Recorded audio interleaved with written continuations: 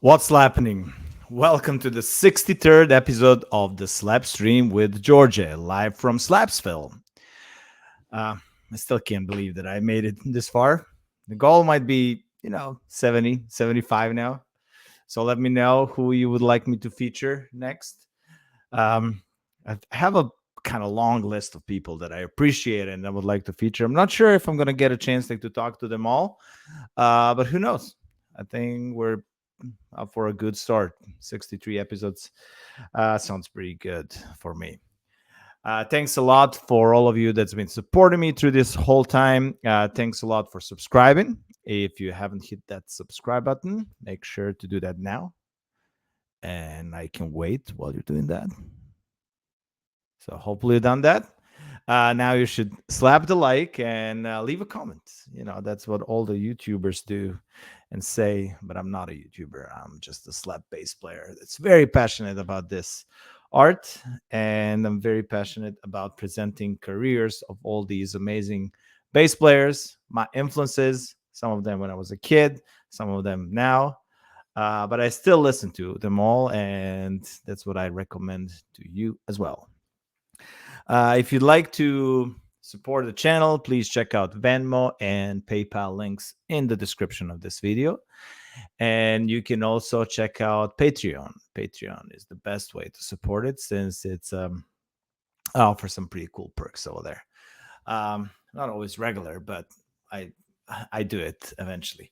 And also thanks a lot for everyone that bought these slap bass t-shirts. This one is Don't Forget Never Fret. If you have an idea for a design, please send them my way. Without further ado, I would like to introduce a legend of the neo rockabilly scene, 80s rockabilly scene. Without him, some things would not be the same. And I don't want to do a long intro, so. I'll just without further ado, I would like to introduce Dave Phillips. Hello, Welcome to Slapsville. Hi, Djordje. How are you? I'm very happy to be able to join you at Slapsville. Honestly, it's a great privilege for me.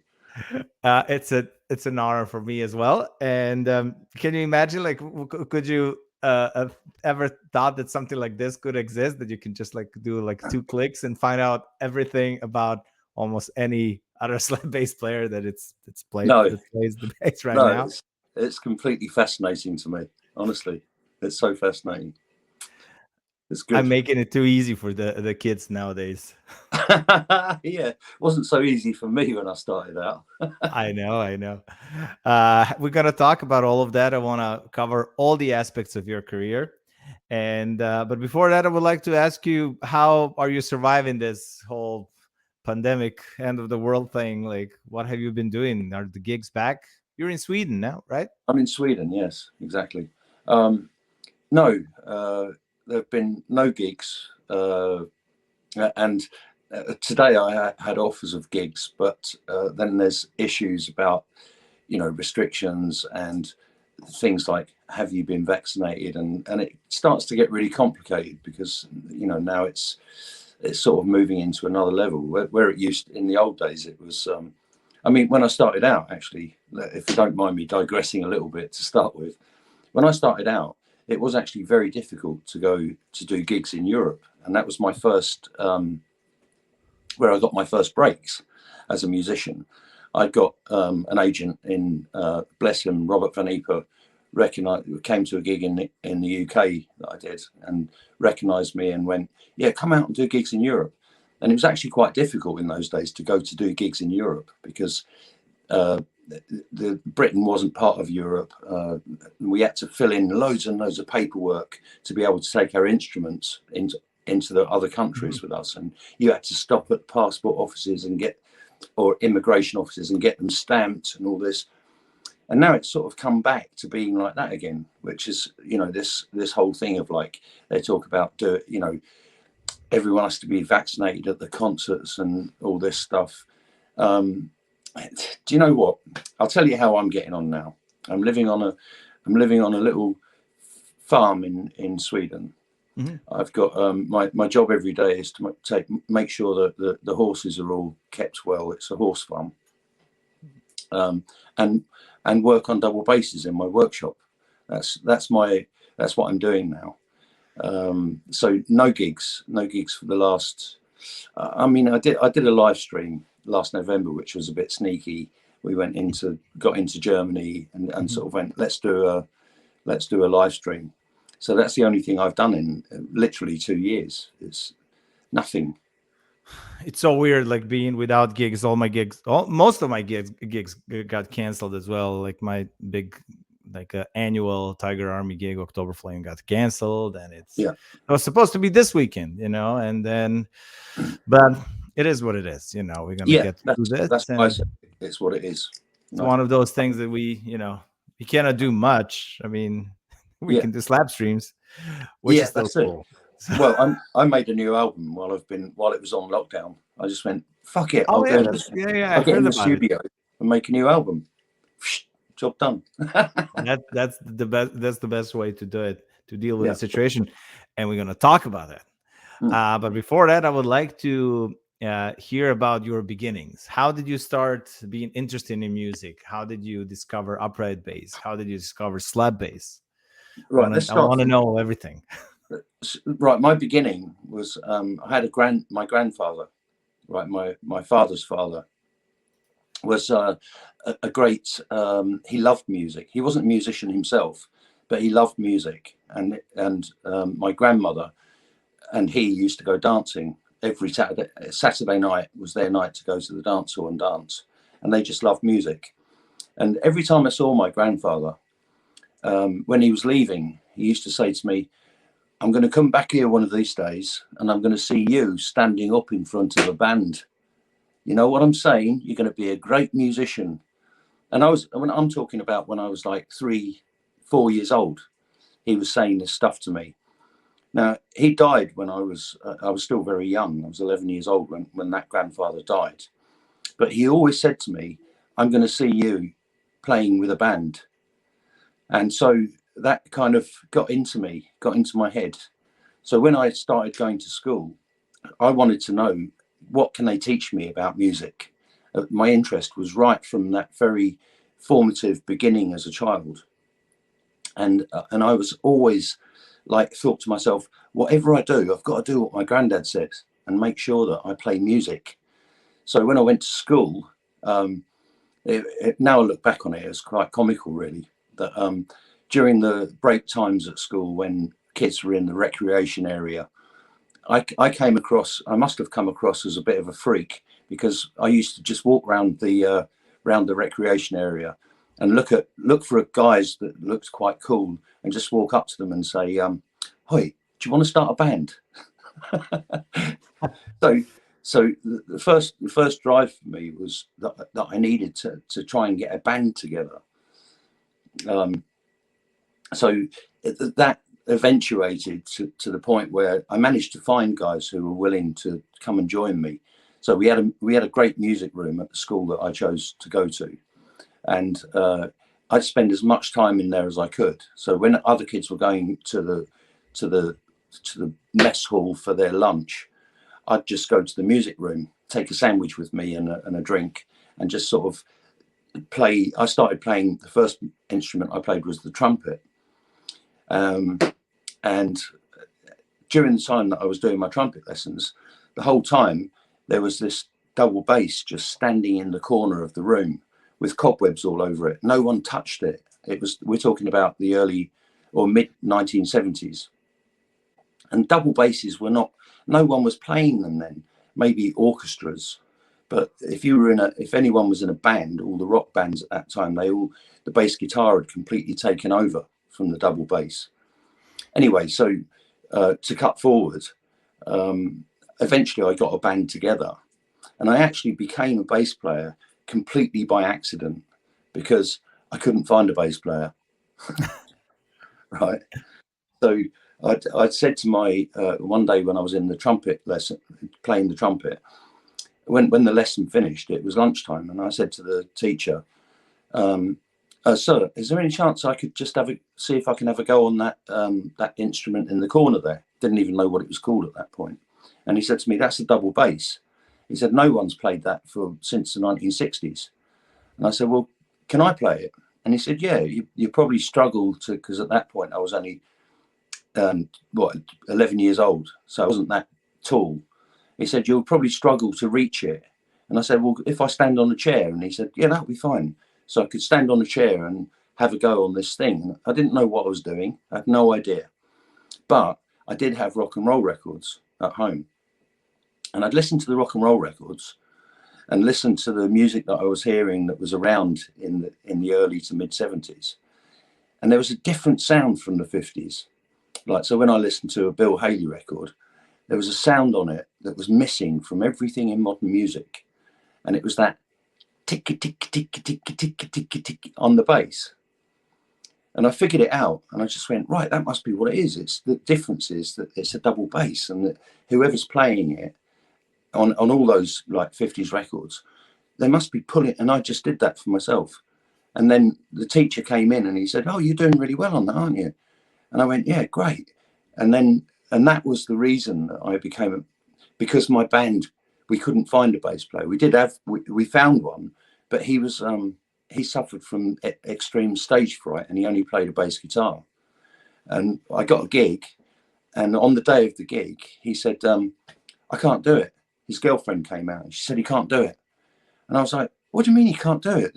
We've got a first gig and we're being paid like £250, which was a lot of money when I was like, by the time I was 14 years old, it was a lot of money. And he couldn't play it. And I said, why can't you play it? He goes, I'm too frightened to get on stage. So I just went, oh, I'm going to have to do it like that. So for that one gig, I said to him, look, can I borrow your bass guitar? And I'll just do it for myself because I've been working on the double bass at school.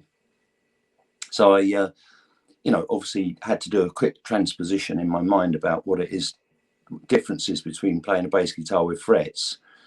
But I'd learnt on the double bass, so it was kind of simple. And then from that moment, we did that gig. It was a great success. It had its ups and downs because it's your first gig. But when I got back to school, I just went straight to the master of the music department and said, can I use that bass outside of school? And he just said, yeah, if your parents agree to it and they will indemnify, basically guarantee that you'll look after the bass while it's out off school premises. And from that point, I got gigs booked, started getting booked across Europe. And I was taking the bass on weekends from the school on Friday, going home to my parents taking me to wherever the gig was with this bass, and started doing gigs. And so that was my beginning. That's amazing. So how old were you at that point? Like when you started playing in a upright bass in a band and started having all those gigs? When I did my first gig, I was 14 years old. Okay, that's a bass guitar gig. Yeah. Okay. Well, the first one was with this guy that left the band, right? Yes.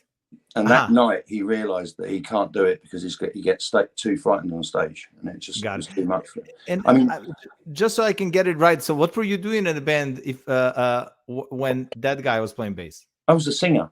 You were just singing. Yeah. Okay, got it.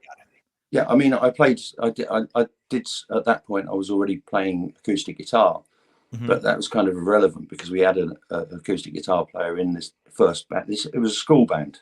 So it wasn't nothing really serious that was going to go anywhere. The drummer couldn't keep time, so that was a problem right from the start. That's a pleasure, right? Yeah. So it started off. So I first got up that chair to play the double bass at 11, and it was by the time I was 14, I'd got a gig, and I used the bass guitar for that one. But then everything that came after that, I was playing on the double bass because the school gave me permission to use it. That's amazing. But then my first gig in Europe was when I was 15 years old. That was near Ghent in Belgium. Okay. And I was playing double bass by that point. And you were playing rockabilly at that point as well, right? Yeah, it was all rockabilly. Oh, okay, yeah. It was all rockabilly. Even that first band with the bass guitar. Yeah, it was still rockabilly. Yeah, it was, okay. That's all I wanted to play. I was just totally smitten with the whole 50s rockabilly scene, you know. How old were you when you got into rockabilly? Well, that goes right back to early family years again, because my all of, like I said about my grandfather and my grandmother. Mm-hmm. Well, also my uncles and aunties were the youngers in the family at that time. And so if I stayed with, and quite often you did stay with one of the aunties or one of the uncles while you're on a Saturday night, and all they had was rock and roll records. Mm-hmm. So it was like, if I say that my famous one is Uncle Bill and Auntie Kath, and I loved staying at their house. They had a record player, which was the main thing, the focus of the house. Saturday night was the night to put records on, and it would be they had like Little Richard, Gene Vincent, Bill Haley, Eddie Cochran, Johnny Burnett. So this was the music, and they'd dance. Everyone used to dance in the living room of the house. So we'd all just be having a party in the house like this to all this 50s. I mean, in those days we called it rock and roll music. I didn't know the term rockabilly back then. Huh.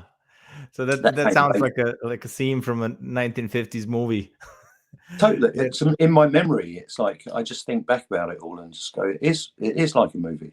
That's so cool. Do you remember the name of bands that you were playing with that bass guitar, that first band with the bass guitar, and that band that you played with? We just called right after. We called ourselves the Rockin' Rebels. Rockin' Rebels. Okay. Yeah. So that was the band with the bass guitar? Yeah, yeah. And then with the band that you started playing in Europe? The Blue Cat Trio. Oh, that was already Blue Cat Trio when you were 15? Oh yeah. All right. Okay. From that first gig when the bass player sort of copped out, it was Clive Osborne was the catalyst in this, because we were schoolmates. We used to meet up a lot during our school years, and when the bass player dropped out, I said, right, I'm going to play bass, and then the guitarist sort of said, oh well, if I'm not playing with my mate who was playing the bass, I'm dropping out as well. And I went, well, what are we going to do now? And Clive said, well, I've got a mate at school who plays guitar, and he's really into Cliff Gallup. Okay. Which I went, that's perfect. Ask him or have you got his phone number, like that. And we called him and just said, look, Carlo Edwards, any chance you could like join us in this band that we're putting together? And he was straight away, yeah, okay, let's meet up during the school holidays and we'll see what we can put together. And I sort of went, we need a drummer as well, because the drummer that we had couldn't keep time. It was all a bit sort of awkward, you know, as it is. And then Carlo just went, my brother plays drums. And I went, does he play rock and roll? Or does he know about rockabilly? And this was, you know, when we started learning about rockabilly. And he said, yeah, he's right up for it. He'll do it. So it was like this perfect little magic moment where we managed to get together. And then I went down to South London where they lived with my bass on the train. So the bus to the train station with the double bass, and all those comments you get from old fellas on the bus going, oh, that's a big violin. How do you get that under your chin? You know, that sort of nonsense. But anyway, I did it. We went down every Sunday. We used to rehearse until we felt like we were good enough. And then there was a guy at a record shop that was local to them, Tony Martin, who was like, had ambitions to be a kind of manager. So Carlo and Clive approached him and just said, look, do you want to come round and listen to our band? We rehearse on Sundays at their house in the garage. So this guy agreed to come and listen to us. And the first time he heard us, he just said, yeah, I think you've got something. And he goes, and I've got contacts, which were really good contacts. And then our first gigs started coming in Europe, like Robert Van Epen. And now we're talking about like late 70s, or what year are we talking about now? We're talking about 77. So I would have been 77. Okay. Yeah, I would have been like 15, just coming on 16 years old. Okay. So punk rock years. Yeah, exactly. Right in the middle of the punk rock. And that was a nightmare for me, honestly. If you were I dressed like a 50s rocking person, and you became a target for these. It was very violent times in the UK you know, not juvenile, you know, people that were teenagers. Okay. There was all this like that you had gangs of skinheads and gangs of rockers, gangs of mods, gangs of punks. It just sort of went on, and all these people seemed to have. It seemed like everyone was against you if you weren't into what they were doing. So I used to have to slip on the train and sort of like hide behind my bass and just not get any attention from those punk rockers and all that stuff. And all the time in my mind, there was this determination that you can all have your punk rock and your whatever other music that they were orientated around, but I am going to really focus on this music that I love, and come hail, storm, whatever, I'm going to do something with it. Amazing. I cannot even imagine. I mean, from nowadays perspective, you know, those styles are now like pretty close to each other. I mean, Yeah, yeah. yeah. So it's still Now rock and roll. we're all friends, and like I love to listen to other types of music as well. You know, because you know I'm not just a bass player; I'm a musician, so I listen to everything. And some of it, you know, I don't like, but from what I don't like, it teaches me what I don't need to do, Yeah. so I can just perfect what it is that I do want to do. So around that time, how was the rockabilly scene? Were you aware of any other rockabilly bands in UK, or were you part of that scene? That's, I mean, we're talking pretty early. I mean, 77. Yeah, That's very much so. I mean, Teddy Like, Boy scene was big, but like still, I yeah, guess none of like neo rockabilly was not really happening at that time. no, I don't know if like as the first time I came across the term neo rockabilly was when my first records came out. Literally, it was Bert and Francis Rockhouse that came up with the term neo rockabilly when they released Wild Youth.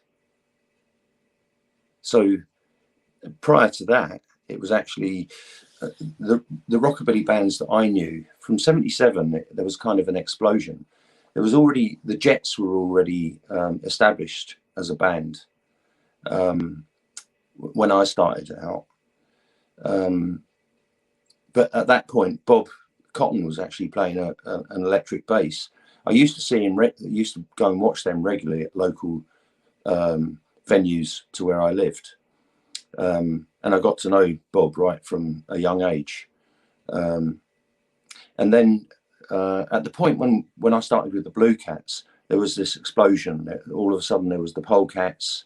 There was, and we became close friends as well because we were playing at the same.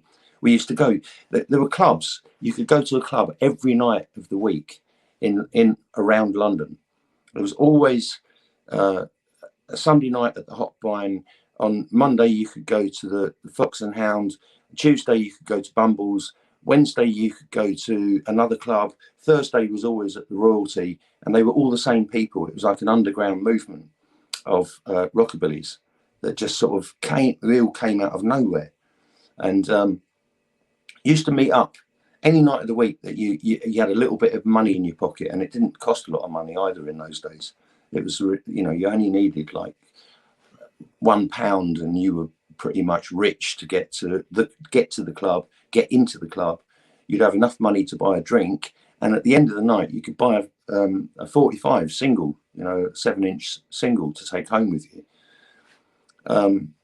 It just all now in this memory of just it all being so simple, so cheap and easy, just to do this underground thing, so long as you could avoid the punks and the skinheads as you went out to go to these places. But yeah, all the bands came from the same. We all came from the same breeding ground. We were all at this. So the Deltas, the Stargazers, all of those bands. I could keep on. Restless, just keep going. All the bands that Do you came. think that your record was the first one that was neo rockabilly, or did kind of like mark that start? Well, it seemed like I'd never heard the term neo rockabilly before.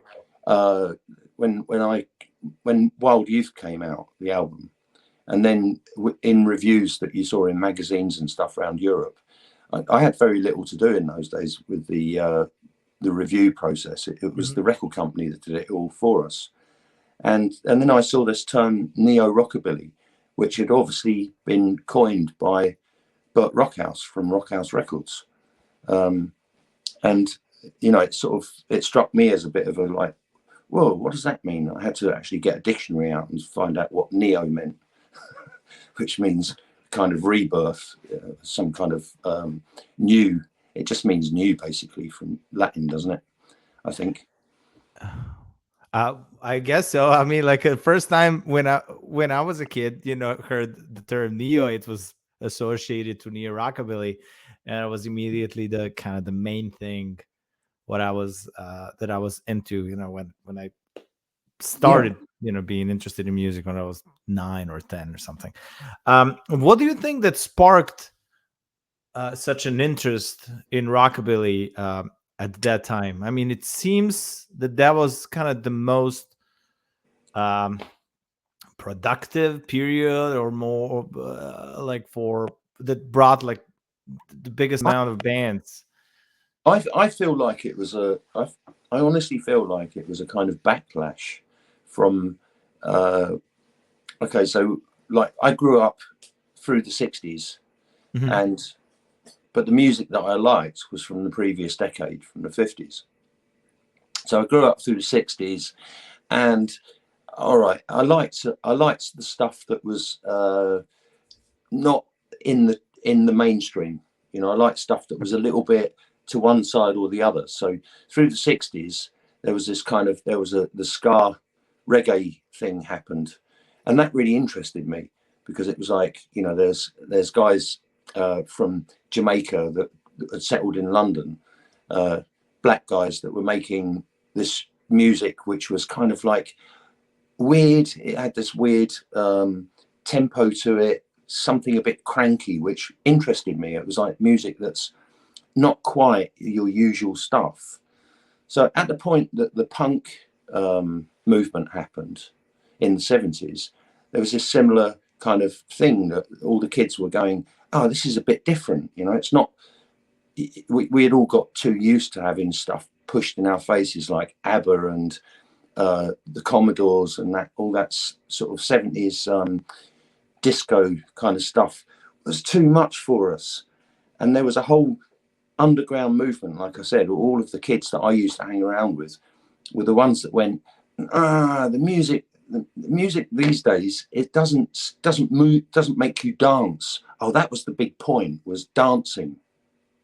Dancing had become really boring in the 70s. It was this thing where people just used to stand on the dance floor and do this from side to side, you know. And we'd all sort of like, I mean, as I say, I grew up in a rock and roll family, and Uncle Bill and Auntie Kathy used to jive in the living room. And to me, this was proper dancing, you know, and the music's moving them to dance.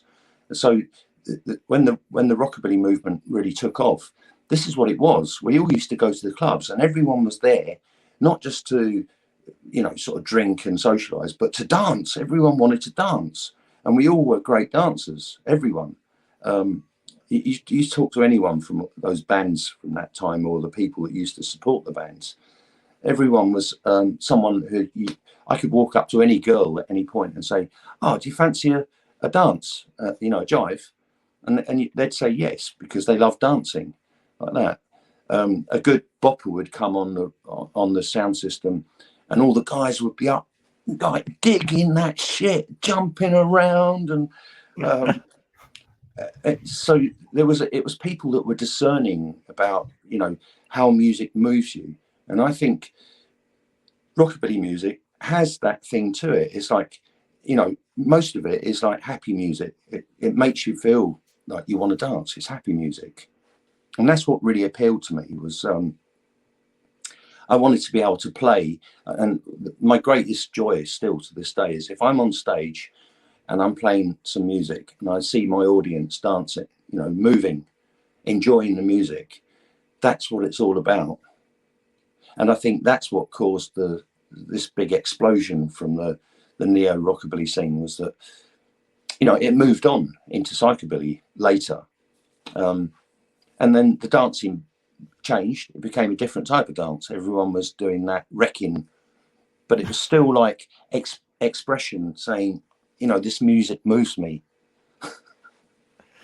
That's how it should be, and Yeah. it's great like seeing you still being excited about this music, and I'm Oh yeah. still am. You know, it's I still think it's the most exciting music ever. Yeah. There's something about it that kind of just grabs you. It doesn't want to let you go. Mm. Um, and I did not know that what you mentioned about the neo rockabilly term, that it was first associated with your record. And when did the record Wild Youth? What was the year that that it came out? I believe it was.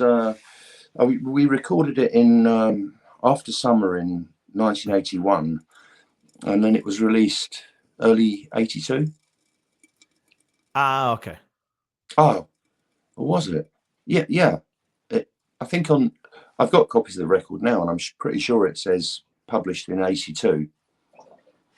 Let's see. That's the one. Yeah, that one. Okay. That's the one. Yeah, that was the single, wasn't it? Yeah, that's the 45 that came out of that. So in 1982, that hit the charts in the UK, and it was getting some good attention. But at that point, I was just starting to have my children, which was a bit of a weird turning point. So I kind of lost touch with what happened there. Oh. How did you get an idea like to cover Tainted Love at that time? It was still a little strange at that time, right? Since you know, and I'm Yeah, it really was. glad you did it. I think it sounds It was. really fresh and exciting. Yeah, it was. I liked. I was into as I said, I was into sort of 50s and 60s music. I first heard Gloria Jones' version when I must have been like 2 or 3 years old when I first heard that. But subliminally, I loved it, and it was on the day that I was going to in 1981. I was all booked up on the ferry, ready to go into Europe, and we had I had a series of gigs to do with Rob Tyler and Mark Harmon in the Hot Rod Gang at that time. And on the day that I was leaving, I always used to listen to this, what was coming out in new releases. It was a radio show early in the morning. It was like, these are the new releases that are coming out this week, and it would give you a little preview of which new records were coming out. And on that particular day that I was going to travel to Europe, I listened to it before I left, and when I was listening to it, I heard Soft Cell's version of Tainted Love. Okay. Yep.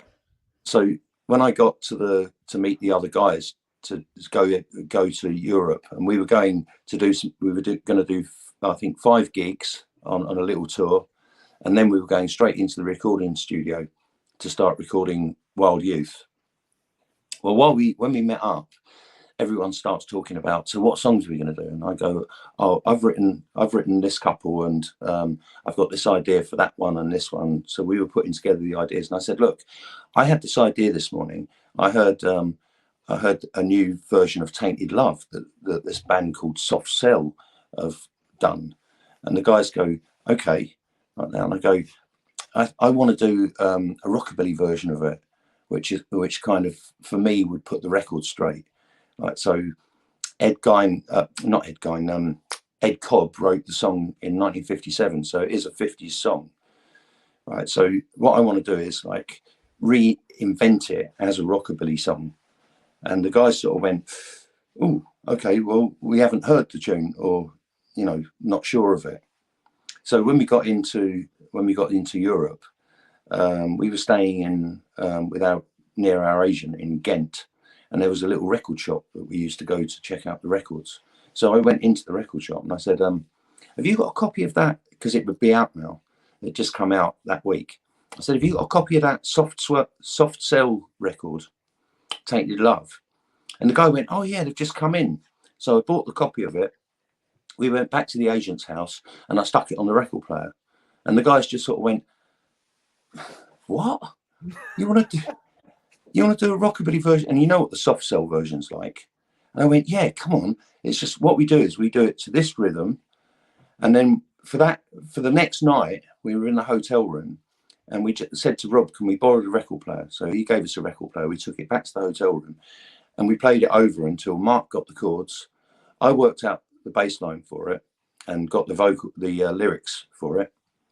And then next day we were in the recording studio and I said to Bert Rockhouse, I've got this idea for a song that I want to do. It's Tainted Love. And he went, okay, that's that old Gloria Jones song, is it? And I went, yeah, that's the one. But we've done our own version of it. And he sort of went, he sort of frowned at me and he went, oh, I'm not sure, but look, go and give it a go and we'll see what happens. And we just went in the studio. Mark kicked off that dun, and it just, as soon as Rob did that, I was in with the slap bass and it was all working. And at the point that Bert said, all right, got it, like that. And we went, okay, should we do another version? And he went, no, that's it. We fucking nailed it, just like that. Oh man, and you can hear the excitement on that, record. I always loved it. Yeah. But I did not know that Soft Cells version, that Mark Almond's version, was the one that kind of sparked the idea of covering that song. I mean, it makes sense because it was basically the same year, I guess. It was. I felt like I heard it on the radio that morning, and I just went, "Nah, he's killed it. I've got to bring that back to life."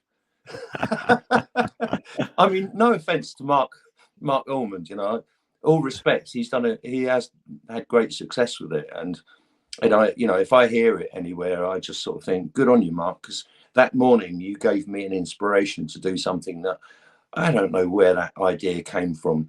It was just like I felt I was a bit like my ex-wives will call me rebellious. I hope none of them watching this, but they do. They all go, oh, you've always got to be a rebel, haven't you? And it was this kind of rebellious nature in me that just went, no, you don't destroy that beautiful song like that. I'll show you how to play it. I was a bit cocky, It's great. I love it. And Mark's guitar, it's amazing on that one. Isn't it? Something magical on it. I mean, he's fantastic. And Rob's drumming, it was just the whole thing just went and came together. It clicked. I did not know that was the one take. That's amazing. Yeah, it really was. We started talking. I was so excited about this period of your career, so I kind of jumped from the Blue Cat Trio and I kind of skipped that period, but I would like to go back a little bit to that. So you started Blue Cat Trio in when would that be? 77. 77, okay. And for how long were you playing with the band? Oh, we were together for 3 years. 3 years. And have you already? I mean, I know that it's the whole, I don't know, drama or whatever was happening with Blue Cats. But like, when did the band switch the name to Blue Cats? That was Bert Rockhouse that did that. Okay. So it was at the point when we recorded the first album, the Blue Cats. Okay. Because it was kind of a bit always a comedy moment when we were called the Blue Cat Trio. That was the first name of the band, which meant the trio was myself, Carlo Edwards on guitar and Stefano Edwards on drums. Okay. But Clive Osborne had been a member of the band because Clive started the band with me and he played saxophone, but he only played saxophone on a selected amount of the tunes that we did, because the band started. We started doing it as a 3-piece. You know, we were practicing stuff like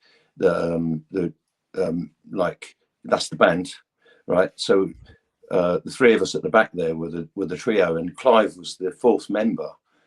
Now the trio that were at the back, we were playing stuff like Johnny Bennett Trio or the Sun Sessions from Elvis. We were doing tunes like that, which only suited a 3-piece, double bass, a drum and a guitar.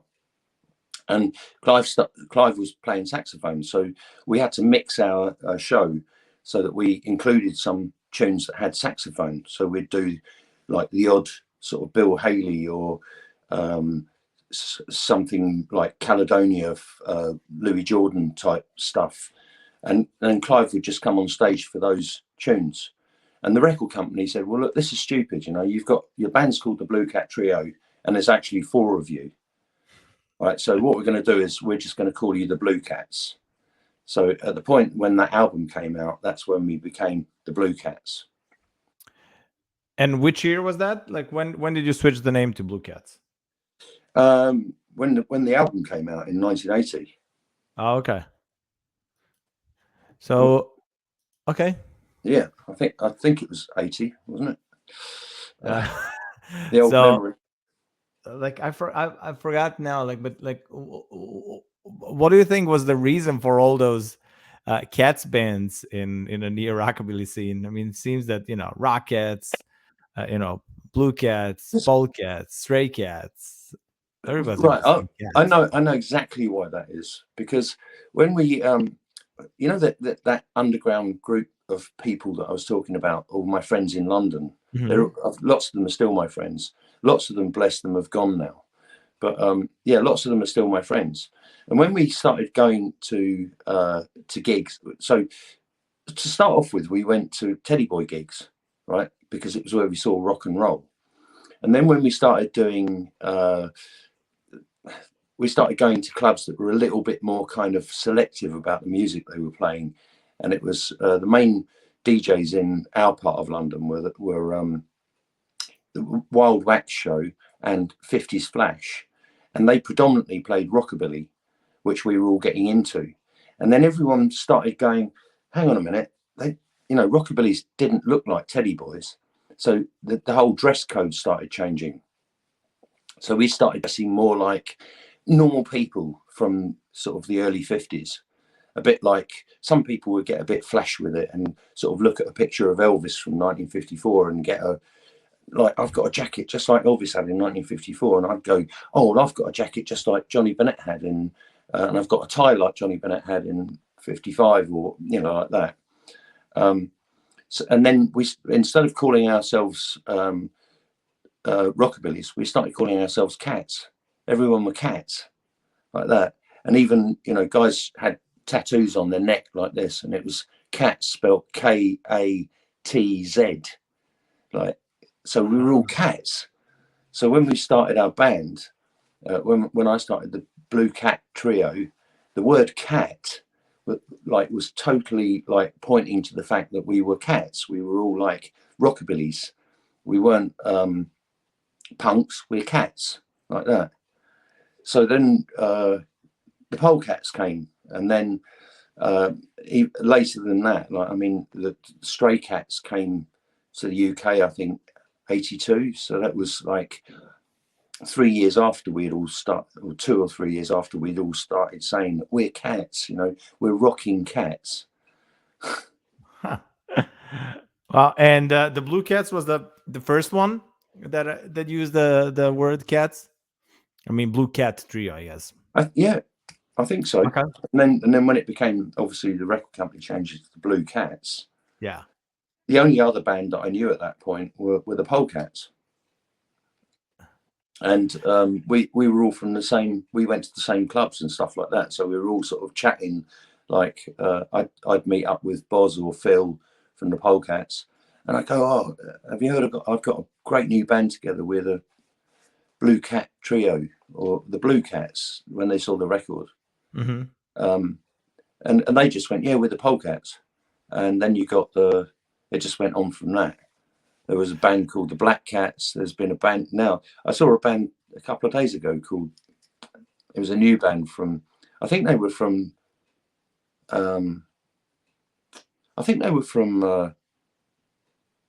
was it? No, I mustn't get confused here, but either Croatia or Serbia. Oh, really? Okay. And they had a different. They were take. cats as well. Yeah, Cats. Okay. A new band. Yeah. So It seems that kind of cat thing was kind of associated with late 70s, early 80s. blame Cole Perkins. All them cats are rocking the blues. You know, put your cat clothes on. Tonight we're gonna really rock it right. So the word cat came back right from those influences from the 50s. You know, always people saying, like Gene Vincent used to go, rock cat, like that. Okay. Catman. So was Jim Vincent your main guy like from the very beginning? He still is. Okay. Yeah. I should probably pay tribute to Frank Sinatra and Dean Martin as well, but that's not in the rocking scene, is it? Mm-hmm. I mean, whatever. No, Gene, Johnny Burnett, Eddie Cochran, Elvis, obviously, Chuck Berry.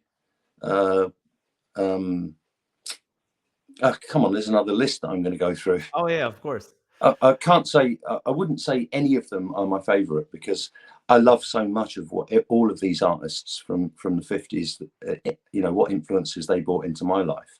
So I won't give any of them that grace of saying he or she is my favorite. But it seemed that you had like a special connection with Jim Vincent and the look and all of that. Yeah, that was I did. Yeah, I did. I mean, it was that Gene's first two albums just really moved me so much that it became, you know, I had to know everything about them, and I wanted a guitarist who could play like Cliff, and I wanted a drummer who could be like Dickie Harrell. And when I started playing the bass, you know, I wanted to make that sound. I wanted that sound to be just like Jack Neal does it. And it was the band that actually said to me, well, your voice suits like Gene Vincent singing. So, you know, go with that and work with a voice that goes like Gene. So write songs like Gene would have done, or Gene would have played. And then we all sort of got into that and just went, yeah, well, okay, let's go with that. The record company liked it. We liked it. The management liked it. And the fans liked it, most importantly. So it just became this thing that I realized that I could always go back and talk to Gene, if you understand what I mean, because spiritually, I still I feel like I have a connection with Gene. Regularly stay in touch with Dickie, and, you know, get references off of Dickie because he's still here, thankfully, and I can talk to him as a friend. You know, I worked with the rest of the Blue Caps for years, and was always sort of, you know, sort of felt comfortable with them, and that they accepted that my influences were all coming from what they'd first started out. So now I can say to Dickie, hang on, Dickie, what was the microphone that was used when you did this recording? And Dickie, you know, tests his memory and will tell me. He'll say, right, we had 4 microphones, one for Cliff's like that, and one for Gene's voice, and like that. So I got enough information to sort of say I can keep that vibe alive. So that's why I've kept that association with Gene, and that sound, more particularly, is the sound that I love. I'll do the same, and I'll be asking you about what were you using, how were you recording basses and all of that, and your bands a little bit later during the Slapstream. Was the Blue Caps, was that a reason for the name Blue Cats? Yeah, exactly. Okay.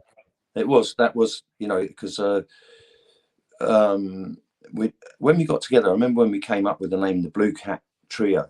Mm-hmm. Who came up with the name? It was actually Carlo, the guitarist, Okay. who was the one who finally put the mark on it. He said, "Look, we like the Blue Cats, so we could be the Blue Cats, but that's a bit too like ripping them off. So what about we call ourselves the Blue Cat Trio? So Oh, okay. we acknowledge influence from Blue Cap, but we change it to Cat and then call ourselves the Trio." And then we just all went, "Yeah, great, that's a great idea." And then when the record company said the Blue Cats, they obviously just digressed from where we were and just went, right, no, it's simpler like this. You are the Blue Cats. But yeah, the Blue Caps was definitely an influence in that decision. Definitely. I mean, I remember the record cover as well. Um, and I thought it was like, yeah. I mean, when I saw it like years later, that was really cool. Seems that you nailed the style. Yeah, It was really, really. I mean, the main thing, it still sounds fresh. Those records that you did back then, it's just, and that's the essence kind of rockabilly for me in the yeah, '50s rock and roll. That there has to be excitement about it. yeah. It's really cool. Um, we mentioned a little bit.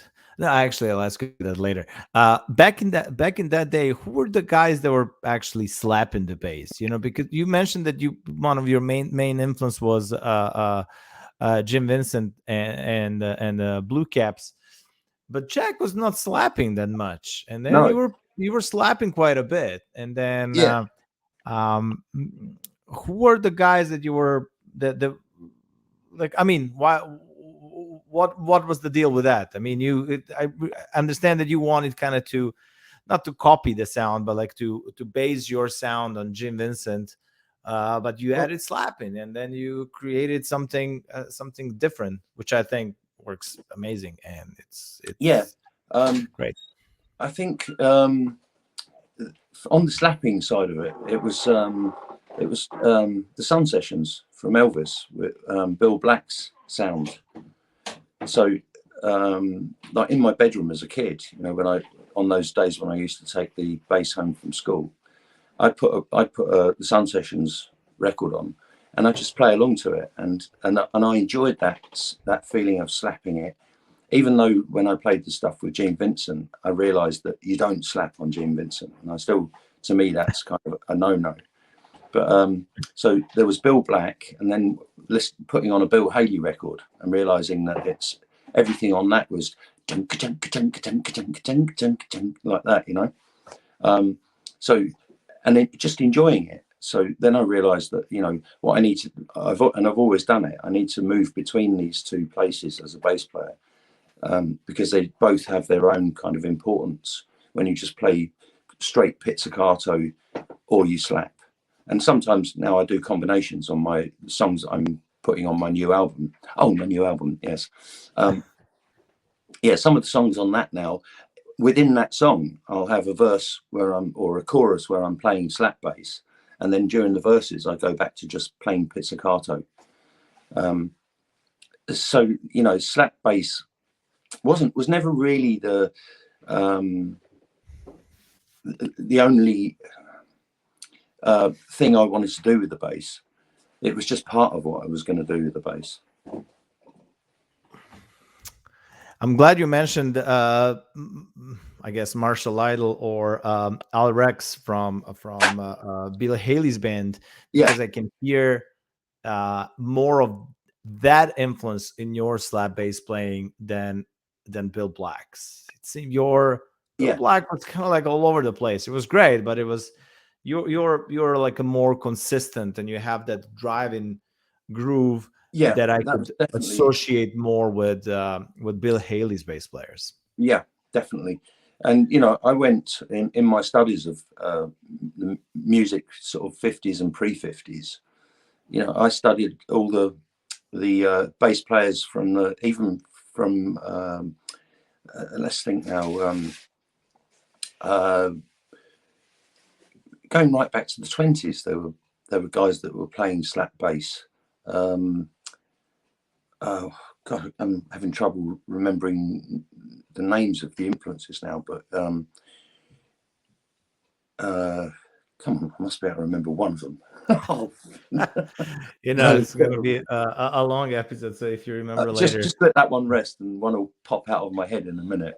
yes. But there were lots of guys that were playing slap style.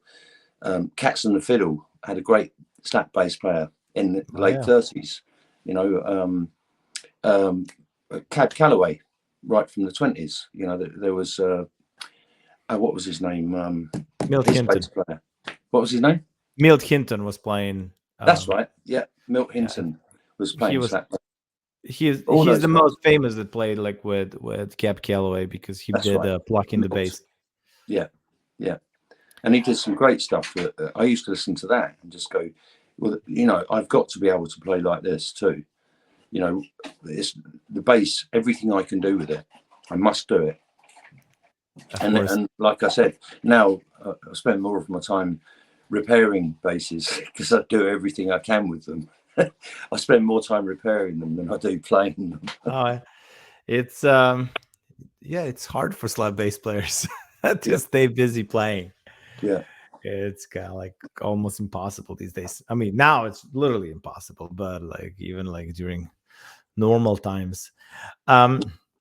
Who was there's one thing that I want to ask you, and that I'm really interested in hearing stories from people that were there in the 70s. What do you think was the reason that slap bass and upright bass kind of completely disappeared, even from the rockabilly scene in the 60s? I mean, everybody was playing bass guitar except like a few exceptions, like I don't know, Matchbox or whoever was playing back then. But it seems like, especially in that Teddy Boy scene, it was all bass guitar. I mean, I guess Flying Saucers had you mentioned Matchbox there, right? Yeah. Now, what? Now I've forgotten his name. The bass player, Fred, the bass player from Matchbox. Okay. I used to go and see them through the 70s at all the local venues. They played around North London, all the places where I lived and came from. And Fred played bass guitar up until the point when they saw me playing double bass, and then he appeared with a double bass. So even they were playing bass guitar. But the reason I think that the double bass disappeared is because Leo Fender invented the bass guitar. Simple as that. In 1957, when Gene Vincent's bass player at that point, it wasn't Jack Neal, it was it Jerry Merritt? Anyway, Capitol Records said, look, hey guys, there's this new instrument, and Fender went, oh, you can have one for free just to try it. It's a bass guitar. And at the point when 1957, when Fender came up with a bass guitar, everyone went, I want one. It's easy to carry around. It was promoted as, it's much more convenient. It still makes the right sound, which it didn't, of course, because you can't, people do play slap bass on bass guitars, but it's more like funk slap bass as opposed to what we remember or what we hear from the 50s and pre-50s. So it was the advent of the bass guitar being invented. And then from that point on, everyone wanted to play a bass guitar.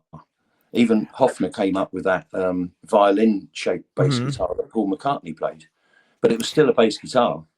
Sort of I believe the bass guitar was invented a little earlier, like early 50s, like 50 or 51. But I think that everybody was still playing upright bass. But what's kind of strange to me, that people that were really into rockabilly, they wanted to have that original sound in the 60s and the 70s. They kept the tradition, which was great, but for some reason they kicked out the upright bass. So I'm like, I think I've got to mention Ray Campy here, because Ray Campy came to came to London in well, that would have been late '77, and he was like the first. He was the first musician that we'd seen in the London clubs that was playing an upright bass. So Ray Campy had a hell of a lot to do with it, with changing our minds about this, you know, what we were looking at and what we were listening to in terms of bands. Huh. Okay, I heard those stories from him since I interviewed him on the Art of Slap Bass website, and he was sharing lots of those stories. Yeah. Um, and and I believe he said that he was not that he was not actually playing upright bass um, until he moved to or started playing more in England, and it was expected from him to Oh, to play upright bass and yeah, I don't I know, didn't, like so I didn't know that, Georgie. I didn't know yeah, that. it in the like I'm trying to find it here uh in that interview. This is online on artofslapbass.com. um when he was talking about it, and I think what was the guy's name from Rolling Rock Records? Ronnie Weiser. Yes, I believe that he okay, so here it is. um when I asked him when did you make the switch and what inspired you to play double bass, and he said Ronnie Weiser of Rolling Rock Records insisted I have a double bass on my records, and Oh, Ron bought him the bass. right. so, so he learned to play upright, you know, later on, you know, like not even uh he was not Wow. playing upright in the 50s. He started playing upright in the 70s, I guess. That is that's an amazing revelation to me. I had no idea about that. Um, so Ray would have been a contemporary to me then, playing the double bass. So Yes. we're talking about '77 when he came to London, and I Wow. was already working on the double bass at school, and I thought, he's got to be one of the heroes from the '50s that I'm, you know. And then I got Ray Campy's records, and the only one that I got from the '50s was Caterpillar, Uh-huh. but that had a kind of a slap bass feel on it, and I thought, that must be Ray, you know. And he's the only one that I knew. I mean, when the Comets came to London with Bill Mhm. Haley, I got to see them. And Oh, Marshall was it was. with Bill Haley or was it with Bill Haley the Comets, or like the Comets after Bill Haley? No, I got to see Bill Haley with the Comets before Bill Oh, died. cool, great. But Yeah, he did not have a slap bass player back in those days. in the '70s. Yeah. No, they did when they came to London. They had the same pressure put on them for Marshall to play the double bass. But Marshall was not playing back like with him in England, right? Oh, wasn't it Marshall? It was not. Marshall stopped playing with Billy Haley in 1955, and that's when Marshall started Jody Mars, and what was the guy's name? Al Rex started playing. I mean, Al Rex returned to Bill Haley's band because he was Hang playing on, with Bill maybe Haley, it was Al Red. and then he had all these other bass players after, but I don't think that any of them were actually a real slap bass player.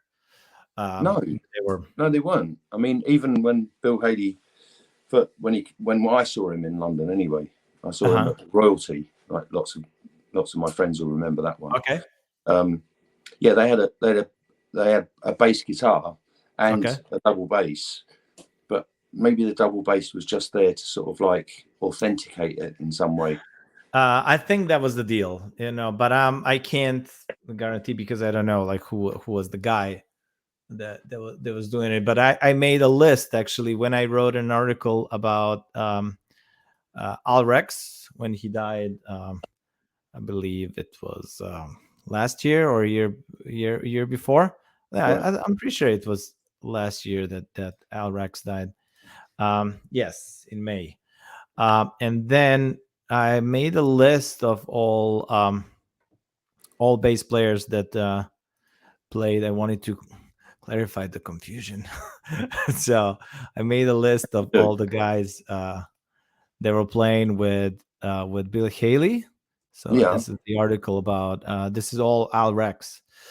Even some of these photos were associated with Marshall Lytle, and so so this is all that Al Rex did it. And okay, so here's the timeline of Bill Haley's bassists that I found. It's not that I found, that I made the list, like contacting his Yeah. surviving band members and like family members and all all those people. So it gotta be, I guess, one of these guys, like from the 70s.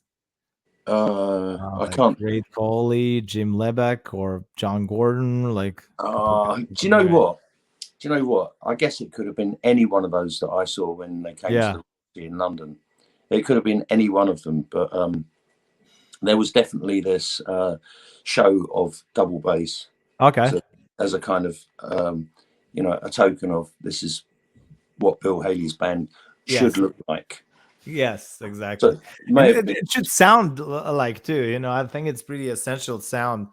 Slap bass is pretty essential to Billy Haley's sound. It's definitely just not the same. he did a re-release of Rock Around the Clock in sometime in the late 50s. They re-released Rock Around the Clock and it had a bass guitar on it, and it was just wrong. It was so wrong. Just wrong. That's a good word.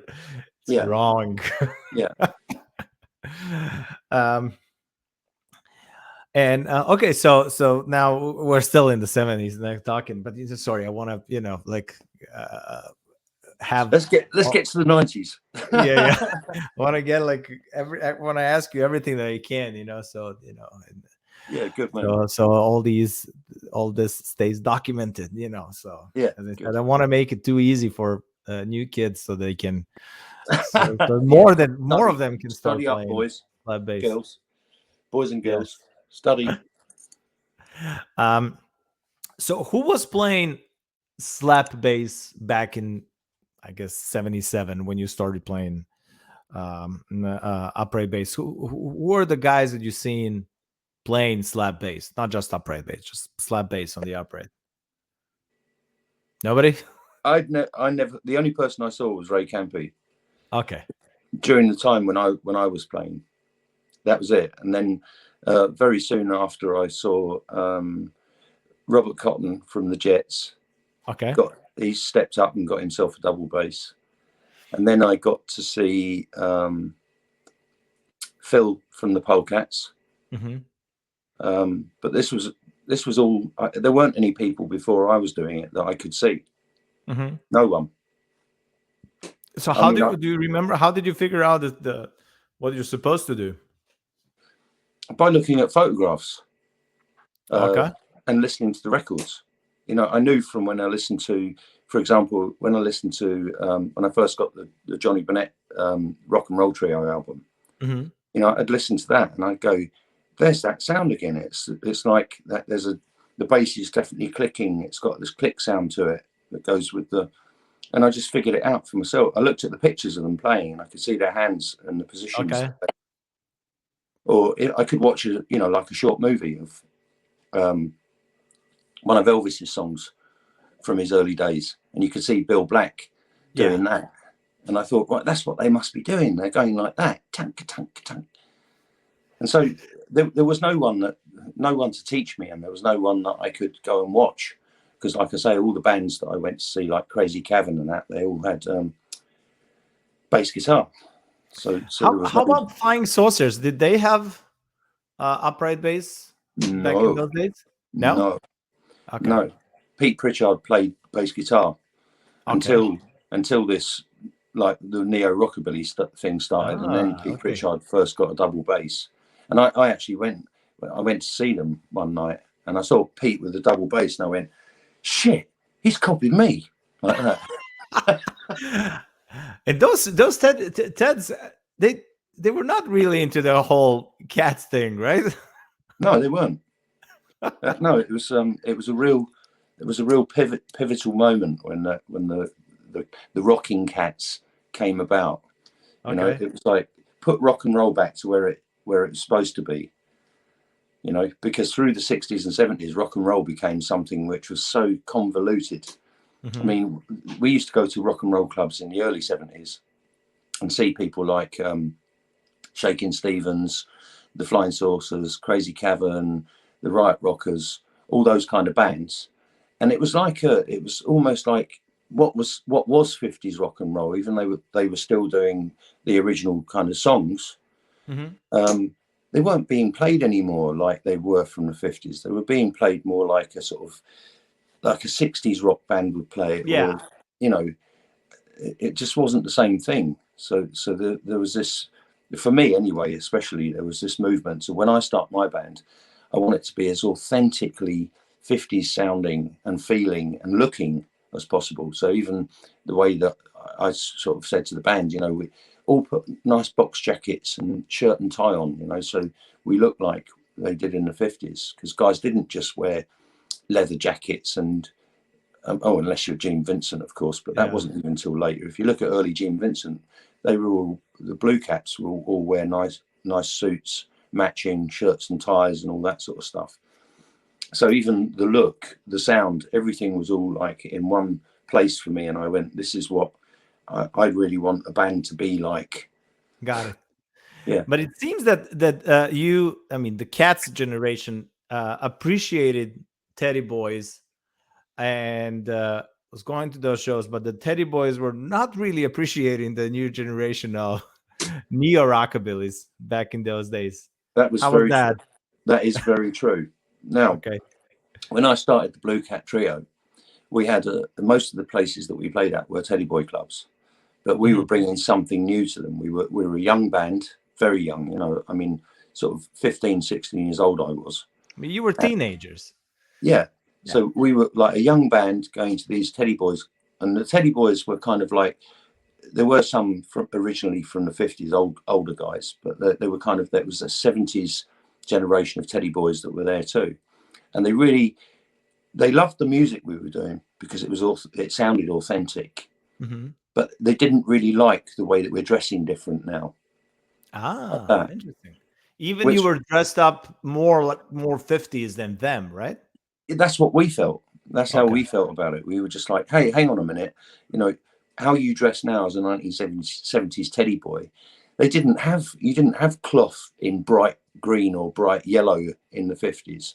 So Okay. how can you stand by those, well, it's the music like this. Fair enough. Interesting. But anyway, I've got to tell you that there was that turned around as well, because now if you go to a Teddy Boy club, and they still exist, right? Even they have now gone back to wearing plain coloured fabrics for their drape coats, and they've gone back looking much more like they did in the 50s. They don't wear those crepe shoes anymore because they didn't wear them in the 50s. And when you only had to look at photos of your either your parents, your grandparents, or anything you wanted from the 50s, watch old movies and stuff like that. No one really dressed like Teddy Boys did in the 70s like that. So we were actually getting it a little bit more accurate. Now, here's a pivot moment for me, right? All those fans that I got from when I started the Blue Cat Trio, there was a whole like slate of clubs that we could go regularly to do gigs at, and I had lots of fans there. At the point when I released Tainted Love, right, I was still doing those clubs, and there was this one club that I went to, and this whole group of Teddy Boys came up to me and they said, do you know what? We loved your music and we were great fans of yours, but now you've just come out with this piece of shit, a modern song like that. It's a modern song. It's not a 50s song like that. And I was like, hold on. Ed Cobb wrote it in 1957 like that. We're never gonna follow your band again. We're never gonna be interested in what you're doing. You're ruining our scene. You don't dress like us. You don't want to play our music that we love like that. And I just had to let it go. I just went, let it go over your head. Now, if I go to any of those regions where those clubs were, and not lots of them aren't there anymore, but still the people are. If I go to play at those places, all those people that turned against us at that point now come to the club dressed like rockabillys, dressed like cats, and they still love the music, and they're still my fans. They're still interested in what we're doing. So the whole thing did take this big, long-term turn. You know, it all turned over, and everyone came back to this place where, hang on a minute, why are we all polarizing our interests in rock and roll? You know, Teddy Boys suddenly saying that rockabillys weren't good, and Rockabilly's going, oh, well, if you don't like what we're doing, we're just going to go and do it anyway. And it was very much like that. The rockabilly scene did sort of like start to become more isolated for a while. But then the Teddy Boys realised that they were missing out, because all they'd done was turned their back on where they were coming from in the first place. It's interesting story, and I was expecting to hear something like that. And I think you did an amazing job. I mean, you created a new. I mean, I know that you wanted like to be as authentic as possible, but I think that you created something new and something fresh. And then it was not 50s rockabilly, it was not 70s Teddy Boys. It was kind of like that neo rockabilly thing that it had the sound. And I mean, it's the production and the quality of the sound. Is that, like, there's like things that influenced it, and the freshness. I mean, and you couldn't neglect all the music that you heard, like Mark Almond's Tainted Love. So all of that kind of like piled up, and then, you know, like, you created something great, and then I'm thankful for that. It's, you know what, I'm looking back at it all now, Djordje, and to me, it's I can't believe it. It's to me, it's a kind of a fascinating turn of events that I would never have dreamed of. Would never have dreamed that it could have been so that I became part of something that started. You know, I can't say, I'm just saying I was part of this scene where we were all kind of focused on, let's get this right now, let's make it. And like you said, it's kind of made something new, something fresh and exciting. And that's what amazes me now, is that it became that new exciting thing. And wherever I go, I've worked and lived in countries all over the world, and wherever I go, there's always someone. I could guarantee that any gig that I play now, anywhere I go, even Facebook posts and stuff like that, and there's always someone there that says to me, Dave, do you know, you were the reason, you were the influence that I got into this music, and that I started playing music. And it just goes on. And I still, every day I go to myself, well, this is amazing. This is really amazing. That's, you know, I sit here and people call me this living legend. And I go, really? Shit. You know, I'm just a farm boy. I'm just a humble farm boy. Don't anyone think that it's all gone to my head, because it hasn't. It just amazes me every day. I just say to myself, how lucky I am, how lucky I've been. Whatever you want to call it, I'm glad you did it, and I'm glad you influenced that many people, and that you were persistent, you know, with dragging your bass on the cars, on the trains, you know, surrounded with punks and skinheads. Yeah. And then you were determined. You made it happen. Thank And you. Thank you. And I think the Tainted Love was the kind of like one of kind of pivotal moment, like, for the neo rockabilly. And I don't know. You know, when I heard that song for the first time, I was like, God, this is so cool. And I know, like, talking to my older rockabilly friends from Serbia, I know that they were playing that record in some of the clubs, like, over there when it came out. And people loved it, you know, like, from not just rockabillys, because there was not that many back then, but like, the guys that were like in different scenes. And I don't know. As I said, has See, that during freshness. that time, Georgie, I had no idea. I had no idea that there were so many people playing my records in Germany, Holland, France, Belgium, Everywhere. Spain, yeah, everywhere. I had no idea. I was just like, still just getting on with, because like I said, when Tainted Love came out, I just got my first child, and then I had a whole series of children straight after that, and that was dominant. Even though I was still going and doing gigs to bring the bread in to the house, I was doing the gigs, but I had no idea to what extent all this stuff was going to go, how it was going. It was just, I was blind to it until, like recent times when now we've got Facebook and stuff like that, and I've engaged and Now I it's start too easy. getting Not feedback. that we have Facebook, we have a Slapstream. We can talk about with all the guys like for hours about slap bass. I think that now at this point is like, I don't Slap know. it up, baby. Exactly. Over 200 hours of like, the most authentic, authentic information that you can get. I mean, Yeah, this is, it's I'm it's a, talking to you directly, but I'm asking you questions that I'm sure that all the other bass players would like to know. So it's I'll tell you one thing that they all need to know is that I still never have considered myself a great or good bass player, and I still don't. As far as I'm concerned, I've still got a lot to learn about playing the bass, and I think that's a very important frame of mind to keep. Every day, and I'm getting old now as well. I'm starting to, things are starting to hurt. It's a lot of energy when you're playing slap bass, isn't it?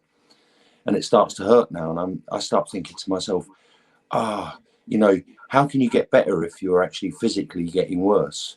So then it becomes like a mental battle inside yourself, where you have to sort of, like as I've been working on this new album, there's some of the tracks that I've written it for the slap bass that I've got in my mind. I've got an idea of how it goes, and I go to play it, and it's such hard work, but I just push myself and I say, you're not good enough yet, Dave. So you've got to push yourself a bit more now, so you get better, even though it's hurting more. Just keep doing it, and that's all I've been doing all my life. I've never really thought of myself as I've only thought of myself as a musician. I've got I play this most of the time these days, if you know what oh, that is. really? Yeah. So Okay. that's good for my breathing exercises and being able to work out melodies and stuff. I just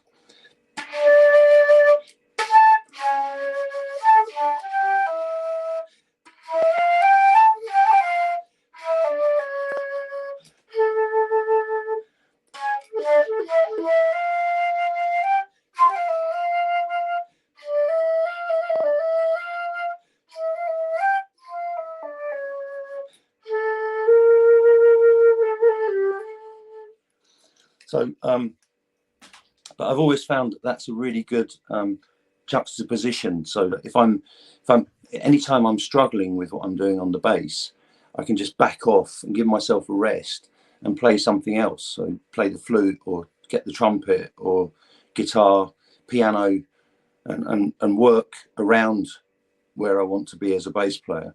So when I come back to play the bass and I'm doing it like on my own, like recordings or in a live show, I've got a really good understanding of how the bass fits in between all the other instruments. And that is like I say, I'm a musician. You call me a bass player. I am a bass player, but way above that, it's being a musician and being able to have a concept of how your bass playing fits in amongst everything else. And by working on other things, you find that place where it fits perfectly. Those are all wise words, especially what you said that we never stop learning. And Yeah, I think that's the only right set of mind, because there's always something to learn, in music and in bass, in music, in life. yeah, As long as we are evolving, you know, like we are still alive, I think. That's it. um, so let's go back to so you switched the name, like I'm keeping back, like going back like to that period, but it's I want to make sure that I covered everything. So So much to cover. in the so after you changed the name to Blue Cats, you haven't stayed for too long in a band. When did you leave it, and why did you leave the band?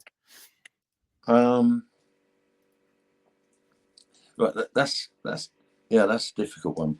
It was I think the main thing that went wrong with the Blue Cats, and it all happened in the first year of the when that album came out, the Blue Cats album, was we sort of stepped up to we're getting proper gigs with proper money, but we were still very young. I was still very young, and I didn't have any concept of working as a businessman, and none of us did really. And we had ideas about how it should be working, and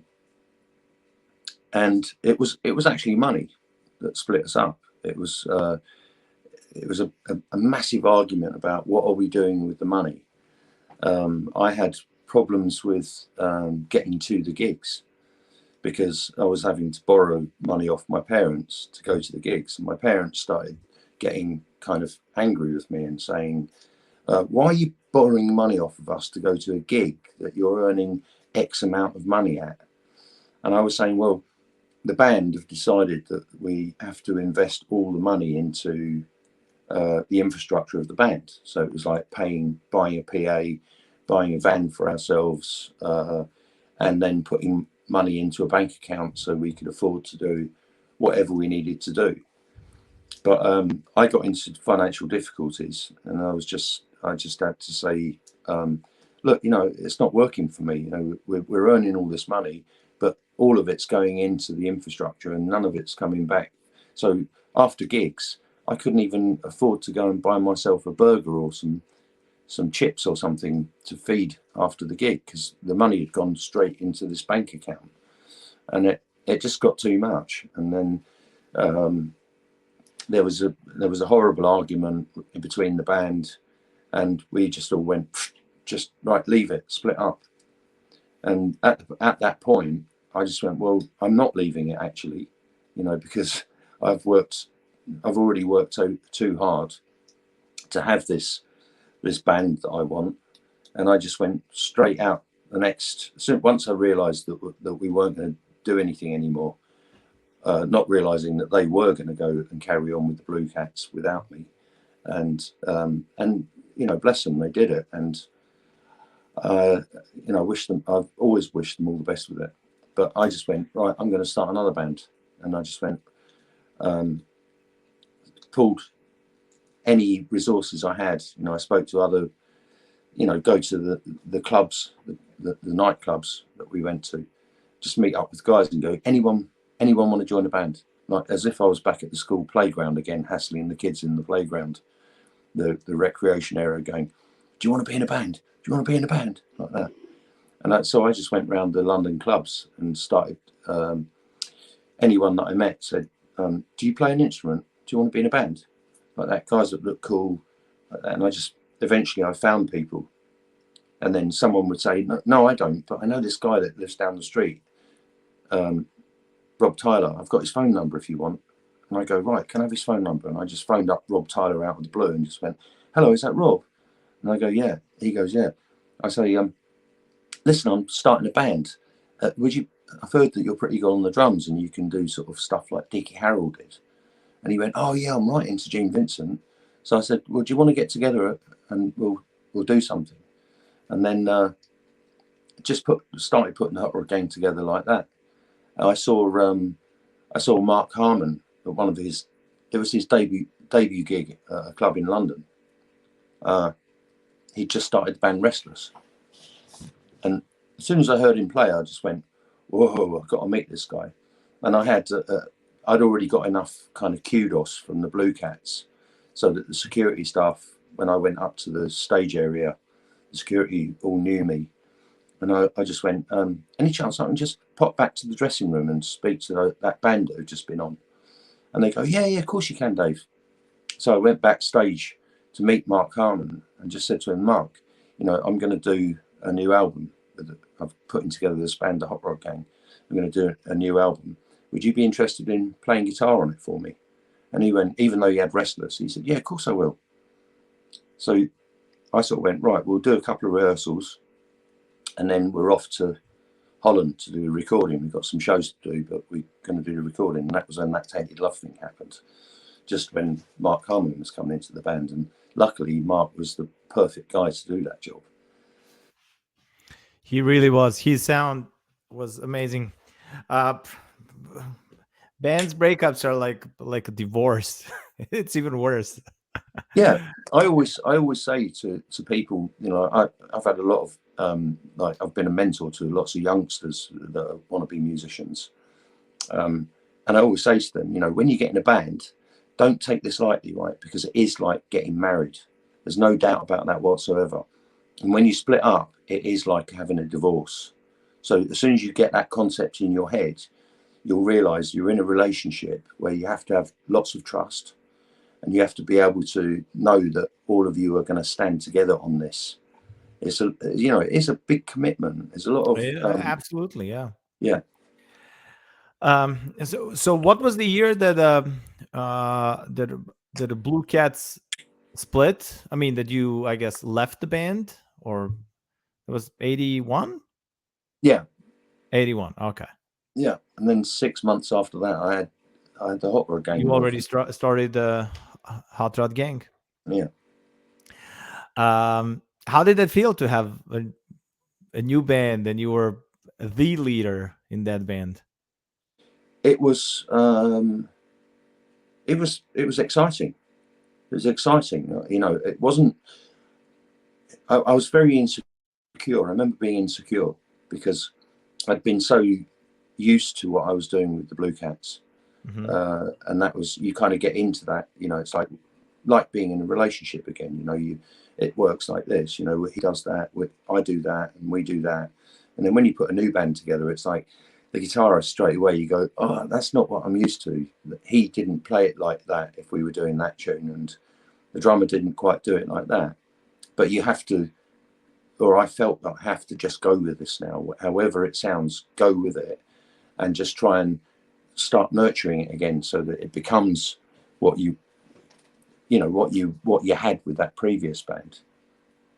And it took a while to do that, but eventually, once you get a couple of successful gigs under your belt, it was it felt like it was plain sailing for me.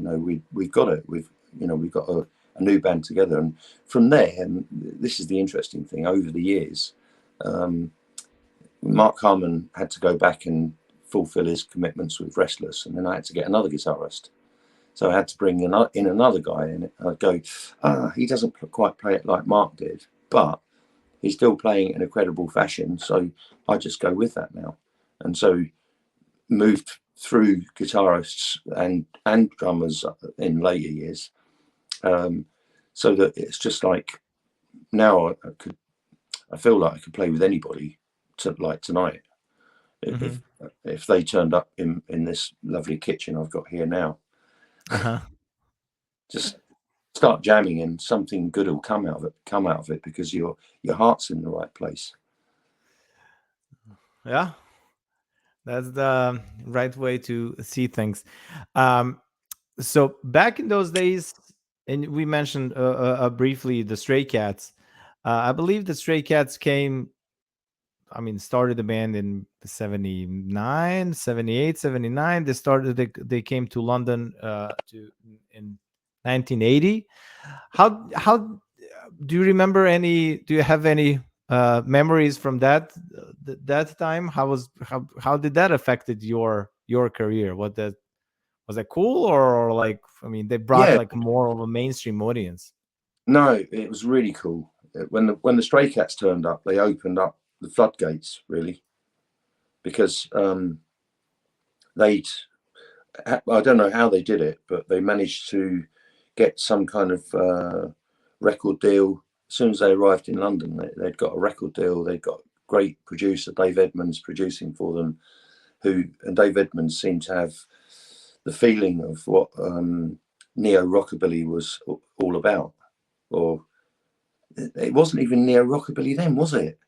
You know, but he'd got a feeling of what rockabilly was about, and then because they got what's it called, Runaway Boys into the British charts, all of a sudden it made it opened up for many more of the youth of the UK who didn't even know what rockabilly is, because at the point when we were in it, it was an underground scene. It was just like you had to know someone or where to go. It was a bit like that, you know. But once Stray Cats came into the charts, lots of other kids went, I like this music. And then the clubs started filling up, and it was a whole new generation of people that were into rockabilly. So what the Stray Cats did was a great catalyst for the UK scene.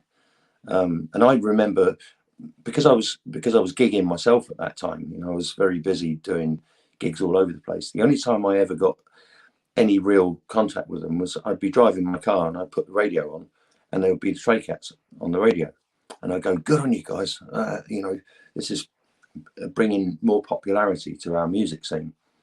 And then I only got to meet Lee Rocker about 3 or 4 years ago for the first time, which was a bit weird. I went to see the Stray Cats playing in Birmingham.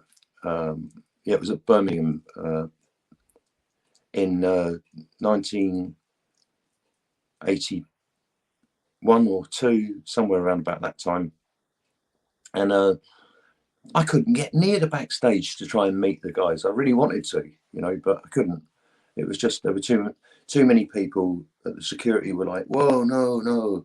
It was almost like they had some kind of Stray Cat mania thing going on, which was, you know, fantastic. It was really good. It's interesting. Yeah. How did they sound back then? Was the show like, was it like a small club, or it's or a big place? The club that I went to was a massive. It was was it the Birmingham? So it was not one of those clubs that you guys were playing regularly. The Cats were playing. No, it wasn't. No, they went straight up to the big venues. You know, ticket sales and, you know, 1,000 people, that kind of scenario, 2,000 people, whatever. How did the whole? I mean, I assume that Teddy Boys were not really into it, but how did all the neo rockabilly guys? How did they react? Like when Stray Cats came into the picture? Everyone loved it. Oh, really? Okay. Yeah, there was no. I don't remember any negativity about that whatsoever. It was just, you know, all they've done is just brought recognition to something that we'd all been part of, that was now going to become much bigger. And you mentioned another name that I wanted to ask you about. You mentioned Shaky Stevens and the Sunsets and the Sunsets, and you said that you've seen them in the, I believe, early 70s. Did they have an upright bass back then, or not? It was still bass guitar, because I know that some of those Sunsets recordings, Shaky Stevens was using upright bass. I don't know the years exactly. No, it must have been later. I never, like, I saw Shaky for years on the scene. Okay. It was always a bass guitar. And what kind of clubs was he playing? Was he playing the same clubs as you guys, or? Yeah. Okay. Like previously, like prior to the time when he became like this. The Shaky Stevens. Okay. Yeah, the Shaky Stevens. In the years before that, he was playing all the little pubs and all the rockabilly places. Yeah, the same places as the Flying Saucers and Crazy Cavern and all those bands. Okay. Yeah. So he was part of that Teddy Boy scene. Yeah. For me, he always sounded different. He was like the equivalent of Britain's Elvis in the 70s. He was the closest thing that you could get to an Elvis tribute show. Oh, okay. But with a bass guitar. Interesting. Okay. And how did his when he blew up? Like, did that affect the rockabilly scene at all? Like, did that bring like more people into your music, or not so much?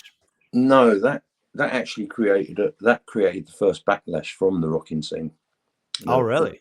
Yeah, because he became it Trader? became so commercial that people hated it. They sort of Oh, went, okay. oh, like that's plastic rubbish, like that. So there was this kind of this feeling of like Shakin' Stevens has what do they call Betrayed it? the scene. Betrayed. Yeah, turned his back on us. He's left the building. Ah, interesting. Huh. Yeah, Um, well, I'm not surprised, but you know, some of the records even that he did later on, I always thought were great. And it's interesting that outside of, I think, UK and certain European countries, not many people are aware of him. Like in the States, nobody knows who Shakin' really, Stevens. really, Yeah, it's. I don't know where would he play if he played here. right. You know, I don't think that he ever plays around here. Um, Be interesting to see him at Viva Las yeah, Vegas. yeah. So it's yeah, it's an interesting thing how it was very kind of like regionally focused. I mean, in England, I mean, it seems like it. You know, Yeah, for me, I never seen him play live. But I always appreciate it. I always thought he was an excellent singer. Okay, so we covered. I believe we covered the Blue Caps. We covered Hot Rod Trio, Hot Rod Gang, yeah. and so anything that you would like to mention from those early '80s and Hot Rod Gang's beginnings until this new record. Uh, You lived in quite a few different places, right? yeah, I have.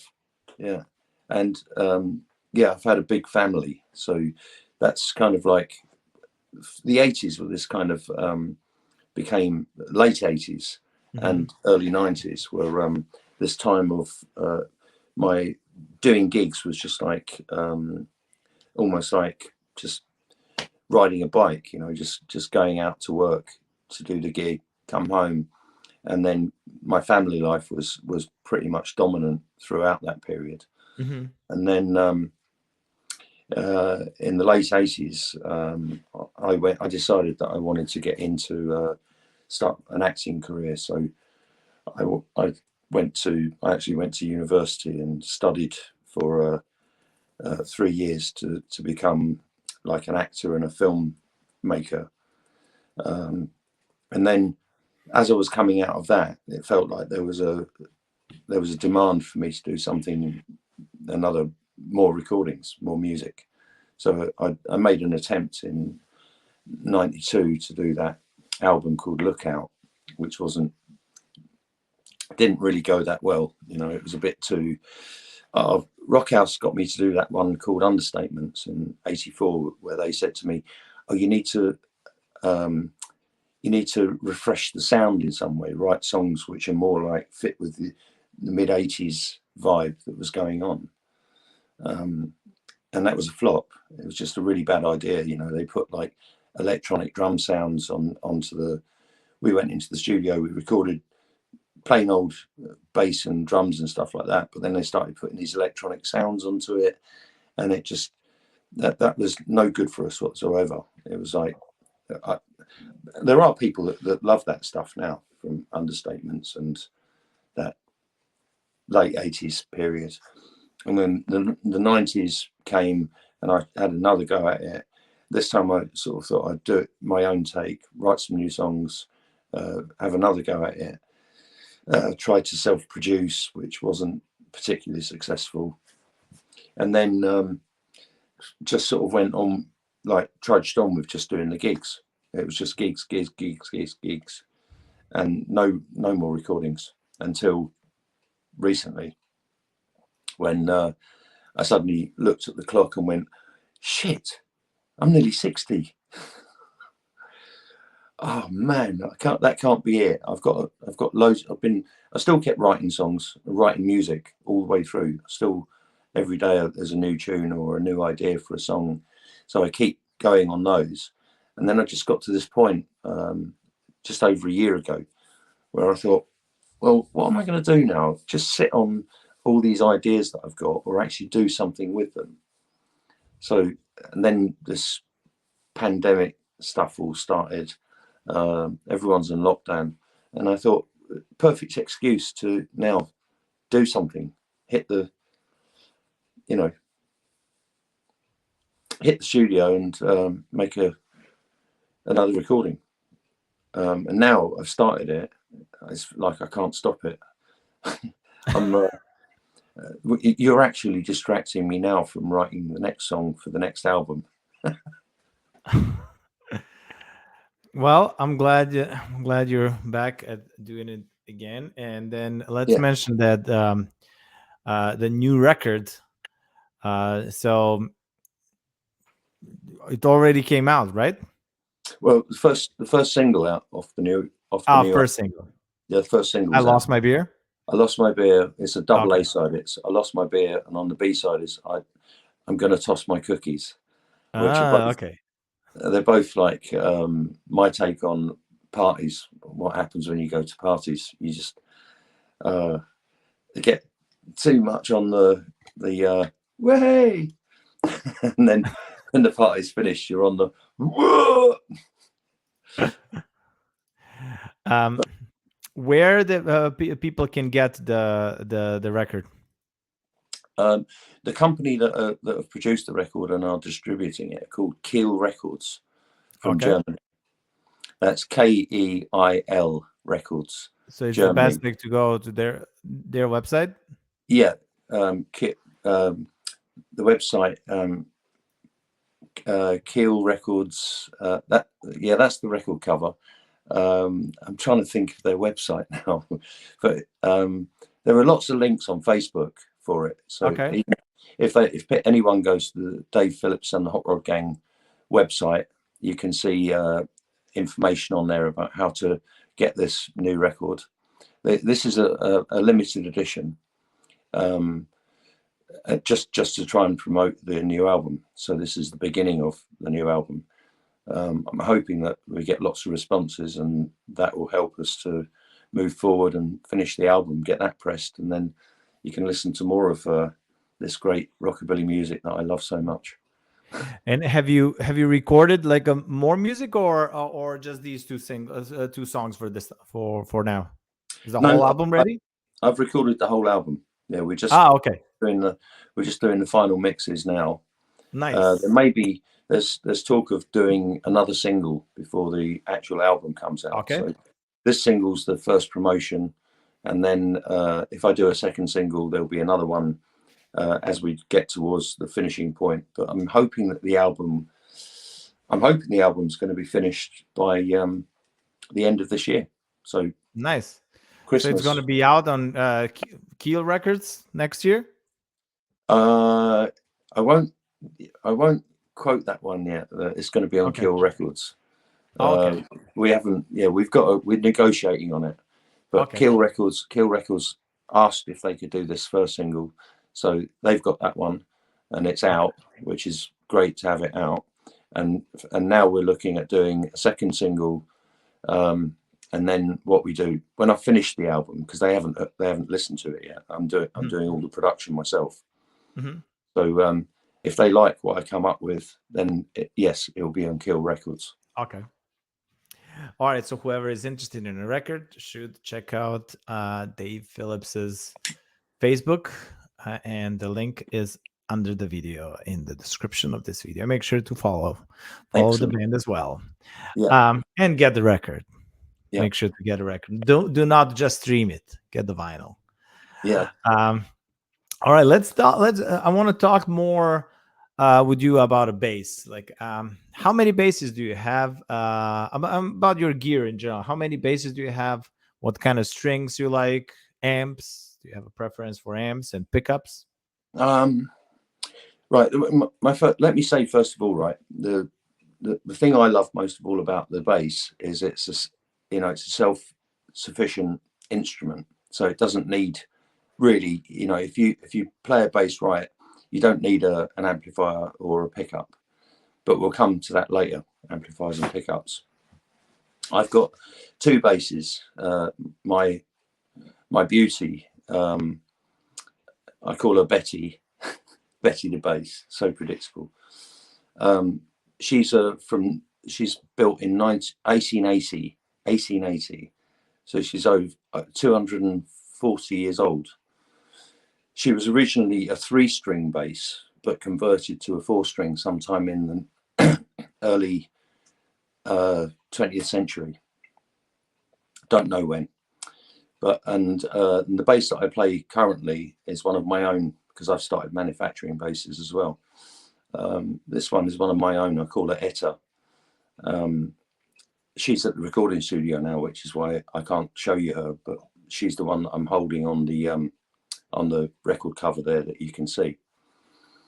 So I've got 2 basses. Yeah, that's the one. That's Etta. After Etta James, of course. Yeah, so I've got those 2 basses.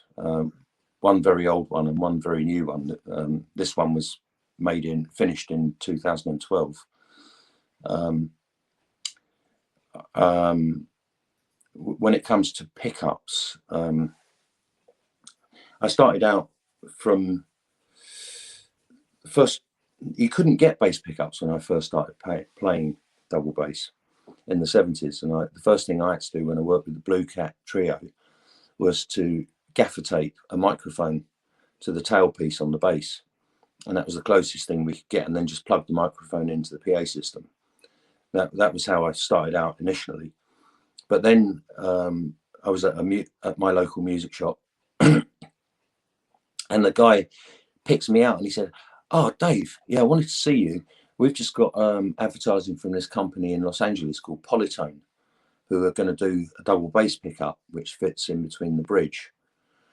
And he showed me a picture of it, and I said, "Right, can I get one?" And he goes, "Yeah, it's pretty expensive." And I went, "Fuck it, I've got to have one."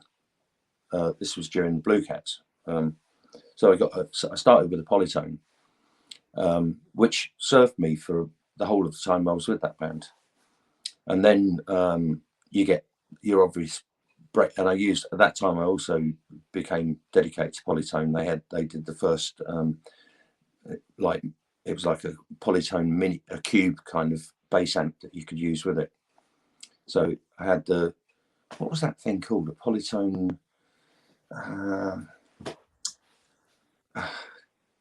Don't know. Do they still exist, Polytone? I'm not sure. I know that that pickup, and then one of my professors, when I started playing jazz, he had a Polytone pickup, Right. and then he had a Underwood. So I'm familiar with the pickup, but I personally never had it. Right. It's the one that goes in between the legs, right? That's right. Yeah. And you screwed it out, so it Yeah. tensioned out. Yeah. But then I don't know. So that broke down.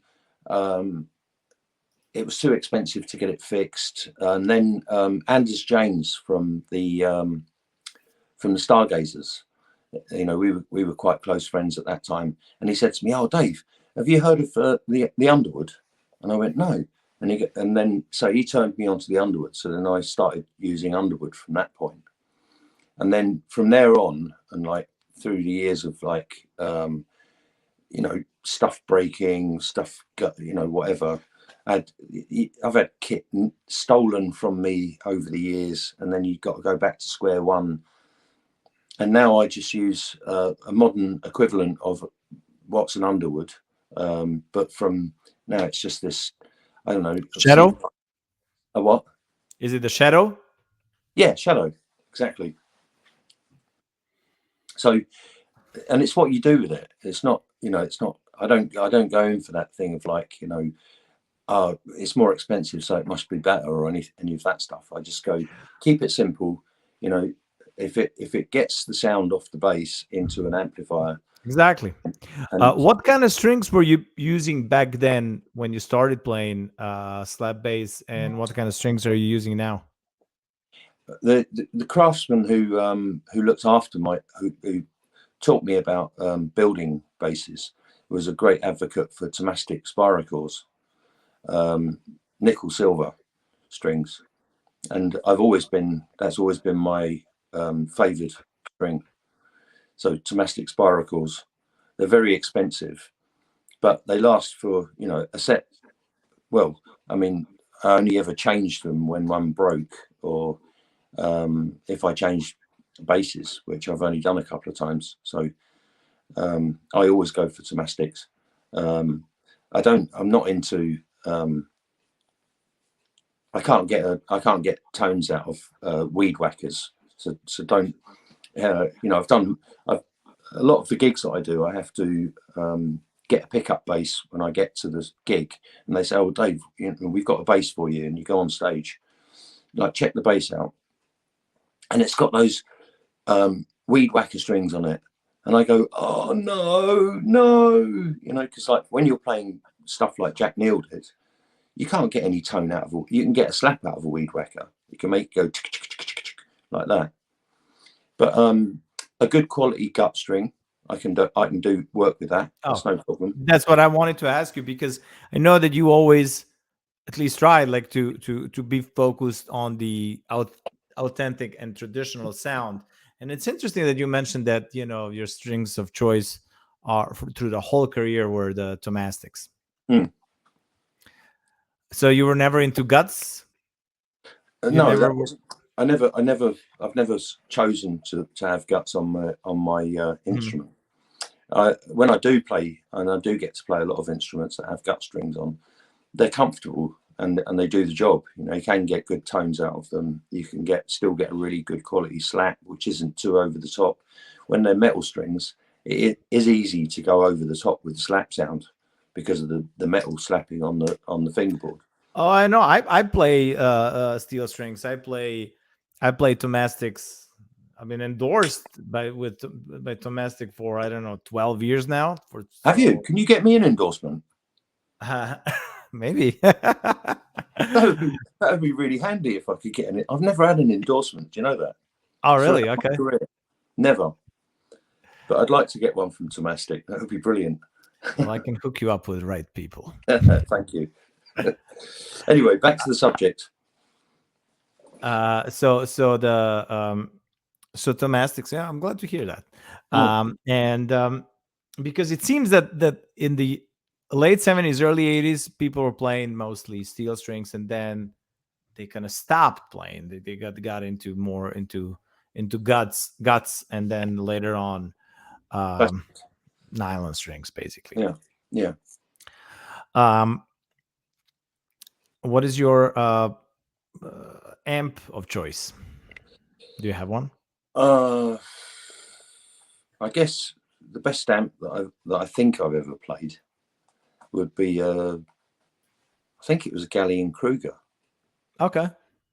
At the moment, I've got a very simple an Ibanez Cube, which just does the job. You know, to me, it's the amp that I've used the most in my career was what's it called? The one from London. Orange? No, the one that always used to have the bright green buttons on it. Trace Elliot? Trace Elliot, yeah. Okay. Trace Elliot.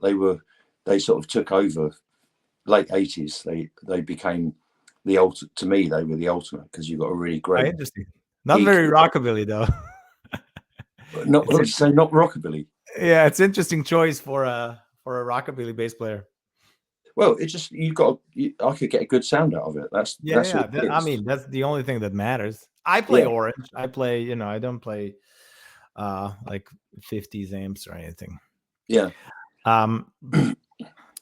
And okay, so I asked you about that. Are you using any EQ or any pedals or something? No. How do you record your bass? How do you like to record your bass? Well, the way I've been recording most recently is with a one microphone right in front of the as you look down at the bass, the left F hole. One microphone, good quality microphone, like a Neiheimer or something like that, just right in front of the left F hole, and then my shadow pickups direct into the desk. So then you can get you can get a nice mix between the two sounds. So you've got the physical sound of the bass, and then you've got the the radial sound in the room, the ambient sound. And I think the ambient sound is what when we come to mixing, it's the ambient sound that I like most of all, because it has that authentic sound. That's how they recorded basses in the 50s. There were no pickups, like I said. It was just like a microphone placed in the right place in front of the bass, and then it's getting the sounds that you want from it. How were you recording in the 70s and early 80s? It was pretty much the same way. It was always that also the pickup sound. Not always, no, because I don't, I didn't have reliable pickups at that point that you could. I mean, what did you do on A Wild Youth and Tainted Love? That's the question. That was a microphone in front of the bass. One microphone. Yeah. Okay. Yeah. You don't remember which microphone, or do you? No, I mean, okay. I'm not a microphone man. I mean, Nieheimer or a RCA or a BBC. Okay, one of the good ones. Yeah, they were always good ones. Okay. Those ones that come in with the springs all around them, and it's suspended perfectly. The fancy ones. Yeah, usually sort of this shape, like that. Yeah, the ones that look expensive. And do you ever have or did you ever have issues like with feedback? Do you have any tips and tricks how to avoid that? Or... No, just don't let the volume get too high. Mm. All right. Sometimes when you're on a stage that's got a very it's tall and it's got a very hollow environment underneath it, and the sound goes through the end pin onto the surface of the stage, and then it resonates through the stage, and you get a feedback that starts occurring from that. So just being able to like EQ it to the right point and be able to feel it out and go, right, so there's an ambience that's happening here, and I've got to kind of counteract it. But other than those kind of complications, no, feedback is just like, right, everyone just back off, because like the acoustics have pretty much been something that are forgotten in modern music. I think everything now is orientated around electronics. So you go to a sound check and everything has to be checked through a PA system, and it has to be loud and like that. But if you go back to like the 50s, you'd have had, when Elvis and Scotty and Bill were playing on the stage, it was only Scotty that had an amplifier, and Elvis had a microphone for his voice. So the bass would either have had to have a microphone just to support it a little bit, but other than that, the whole sound was pretty much acoustic, and then just putting mics to catch that acoustic sound. Whereas I wonder how they sounded like when they played like bigger venues. Like that's always like, what was the deal with this? I recently watched. I've been doing a few studies on where the Beatles started out, and I saw this interview with George Harrison, and he was talking about their early gigs and when they played at Shea Stadium. And this is fascinating. They played at Shea Stadium to, what was it? How many thousand people were there? Was it 20,000 or something like that? Right. And all they had were microphones that were going through the regular PA system at Shea Stadium, that the sports announcers would go, yeah, that's Johnny Corden's going up for the ball now. And it was just those speakers. So the Beatles were actually doing their whole gig through the stadium not through a PA system. Right, their whole gig was just fed through those speakers, which were little tannoy, those cone type things. And that's sort of like a step back to where, what we're saying about the 50s guys. So when they did gigs in the 50s, it must have been so like just a raw acoustic sound, and all the energy from it wasn't coming through driven by amplifiers and electronics. It was driven by the energy of the band. And for me, that is the ethos of being in a band that needs to be remembered, and which it seems to me sometimes I just go, why is everyone forgetting it? That's where we started from.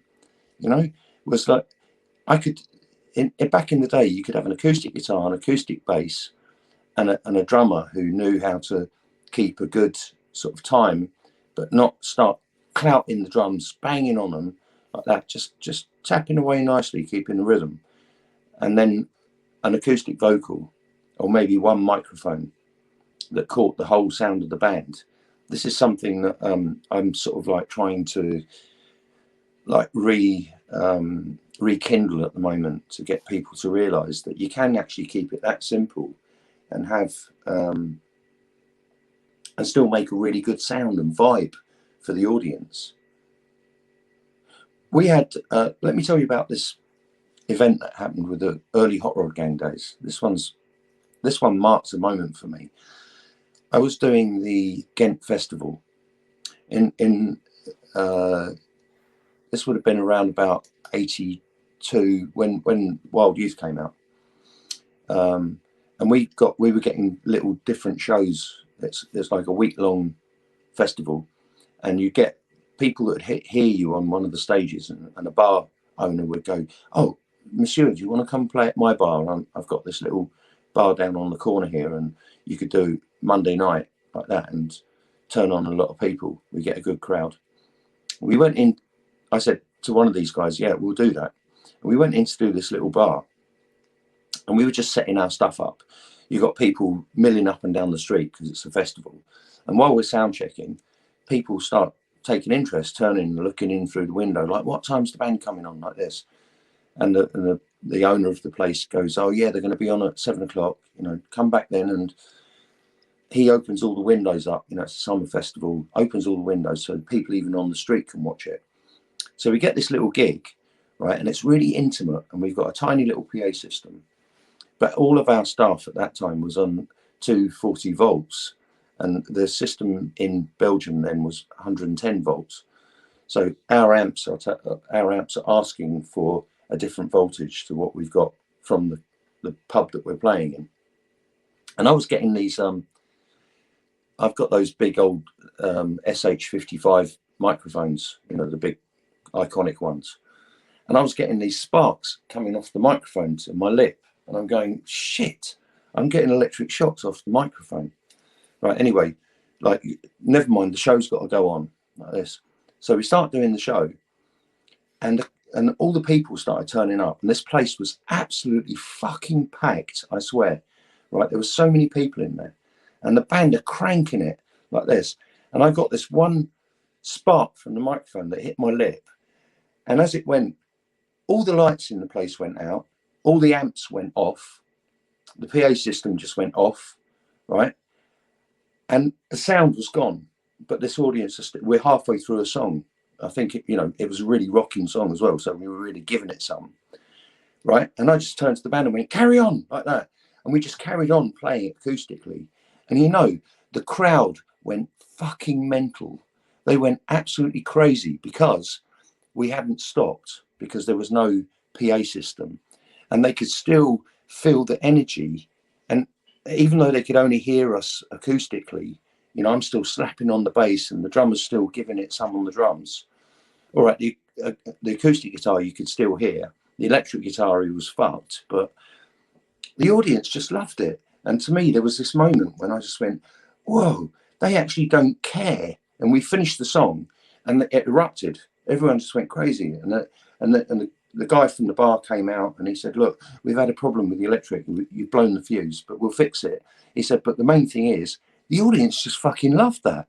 They just thought that was fantastic, that you didn't stop, that you carried on even though there was no big sound anymore. It was just like, we're still doing it." And I realized at that point, all this stuff we fashion around ourselves to amplify it all is so not really a part of what we actually need here. It's just, all it is the energy, the vibe of the music. And if you've got that, like, it's back to that old in the heart again thing, isn't it? If you've got that, you're really doing what we love. Wow, that's a great story. Thanks for sharing it. There's something about that that energy, that oof, yeah, we need to give to the audience, and then us as an audience want to like experience as well. Um, what who would you say would be your biggest slap bass influences? Well, we mentioned Milt Hinton earlier on. Mm-hmm. Um, We mentioned Bill Hinton, Bill Hinton. We mentioned Bill Black, Marshall Idol. um, I don't. It's the same thing as people say to me, "Who's your favourite singer?" or "Who's your biggest influence as a singer?" And there's so many, honestly. And it's almost like, would it be ostentatious of me to say myself? No. like it is almost literally like that. It's like I think about all the influences that I've had, but then it all actually comes down to the work that I've put into it, and to trust that what I'm doing with it could be as good as it gets. Mm-hmm. So I really respect, like, I watch Bob Cotton. I've mentioned his name a couple of times, and every time I watch Bob play, I just, it's almost like my heart goes, I wish I could be like that. I wish I could play like that. Then, all of my contemporaries, Phil from the Polecats, Phil Bloomberg, he's a great bass player. Anders James. Anders James was like someone who I looked up to and went, Anders can make chord structures with a bass that I'd look at him and I'd go, how did you do that? I'm going to rush back to my my little workspace and go, see if you can do it. I think more than slap bass players, double bass players. And there's so many, the bass was my main focus in music. It was what I always loved, the sound of it. Everything about the double bass is what I've always loved. Is it hard to was it hard like to sing and play upright bass at the same time when you started? Yeah, it was. That Okay. probably the biggest challenge that I had. And it did take it took a lot of well, first of all, it took courage, because I had to convince myself that I can do this, and then it was just a matter of coordination. So Yeah. get your hands to be saying one thing, your brain to telling them to do one thing, and then Kind of like playing a counterpoint melody.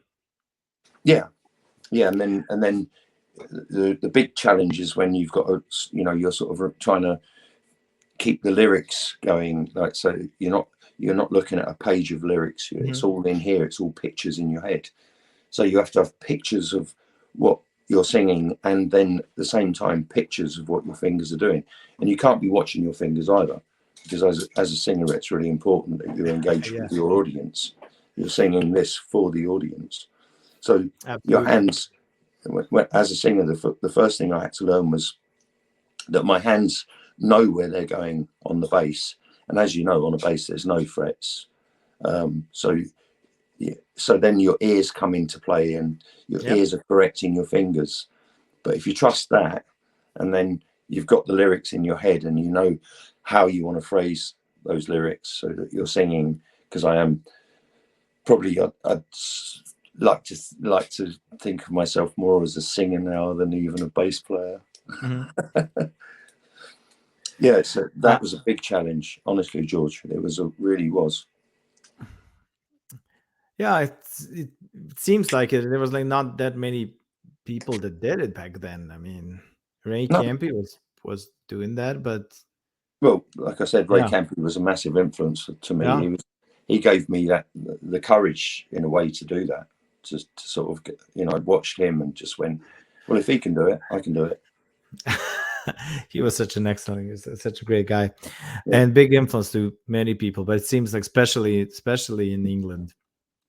Yeah, bless him. He was a very good friend to me.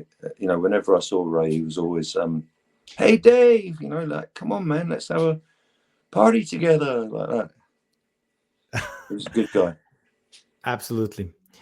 I pretty much I pretty much asked you everything I wanted to ask you. Is there anything else? I have one more question though. But is there anything else before I ask you the final question? Is there anything else that you would like to mention to add Um, besides letting people that they should buy a new record and follow I you do on want. Facebook? I would like to say thank you to all the musicians who've been part of my life. You know, like I mean, all of the musicians, all of the guys that have been part of my band, the Hot Rod Gang. That's been a real bonus to me. You know, I mean, if I could do a bass solo for you here now, that would be a great achievement. But I'm actually more comfortable playing the bass around other musicians, with other musicians. And I do want to say a big thank you to all the musicians who've been part of my band, part of all of the shows that I've ever done. And I want to say to all the young people out there who might have ideas about being musicians, just go for it, guys. Really, you know, don't ever limit yourself. Always have courage and get out there and show your talent. Because if you feel like if you feel like you want to do it, then you must have the talent to do it. It's all in here, and it's in your heart. So just get out there and do it. And yeah, just thanks to all the people that have supported the Hot Rod Gang and Dave Phillips over the years. Everyone, thank you so much. Beautiful words, and thank you for being part of the Slapstream. And my final question is what inspired you to still do what you do after all these years? You still have the energy, you still have the excitement, you're still excited about the music, about bass and everything. I Yeah, want to know people dance what's the thing? What inspired you still to do what you do? to see people dancing. That's it. That's the bottom line. It's like people dancing. Music is so much a part of the human race. It's so much a part of culture. Just to see people dancing is what inspires me, and I look forward to the next time I'm going to see that. And if I don't, I mean, depending on when I get more gigs or whatever, I'm putting out a new record, and in my imagination, if the record's good, I can just imagine people in their houses or wherever they are enjoying that music and just jigging and loving it. And that's what keeps me going. It's just like, I'm sure that someone's going to love it somewhere. So just do it. Awesome. And hopefully it's going to be like in your youth when you were going to your family's house and then Yeah, everybody was dancing to those records. yeah, I exactly. can't wait to see you play live. I can't wait to hear the new album. And I'm sure that our paths are going to cross again sometime in the future. And I'm really looking forward to that. Thanks a lot for being a part of the Slap stream for, 2.5 hours almost. My And it was pleasure. My really a pleasure. pleasure talking to you about bass, about everything. And thanks for sharing all these stories. Thank you, Djordje, for including me in this. It's been a real pleasure, and you keep slapping, baby. Oh, yeah.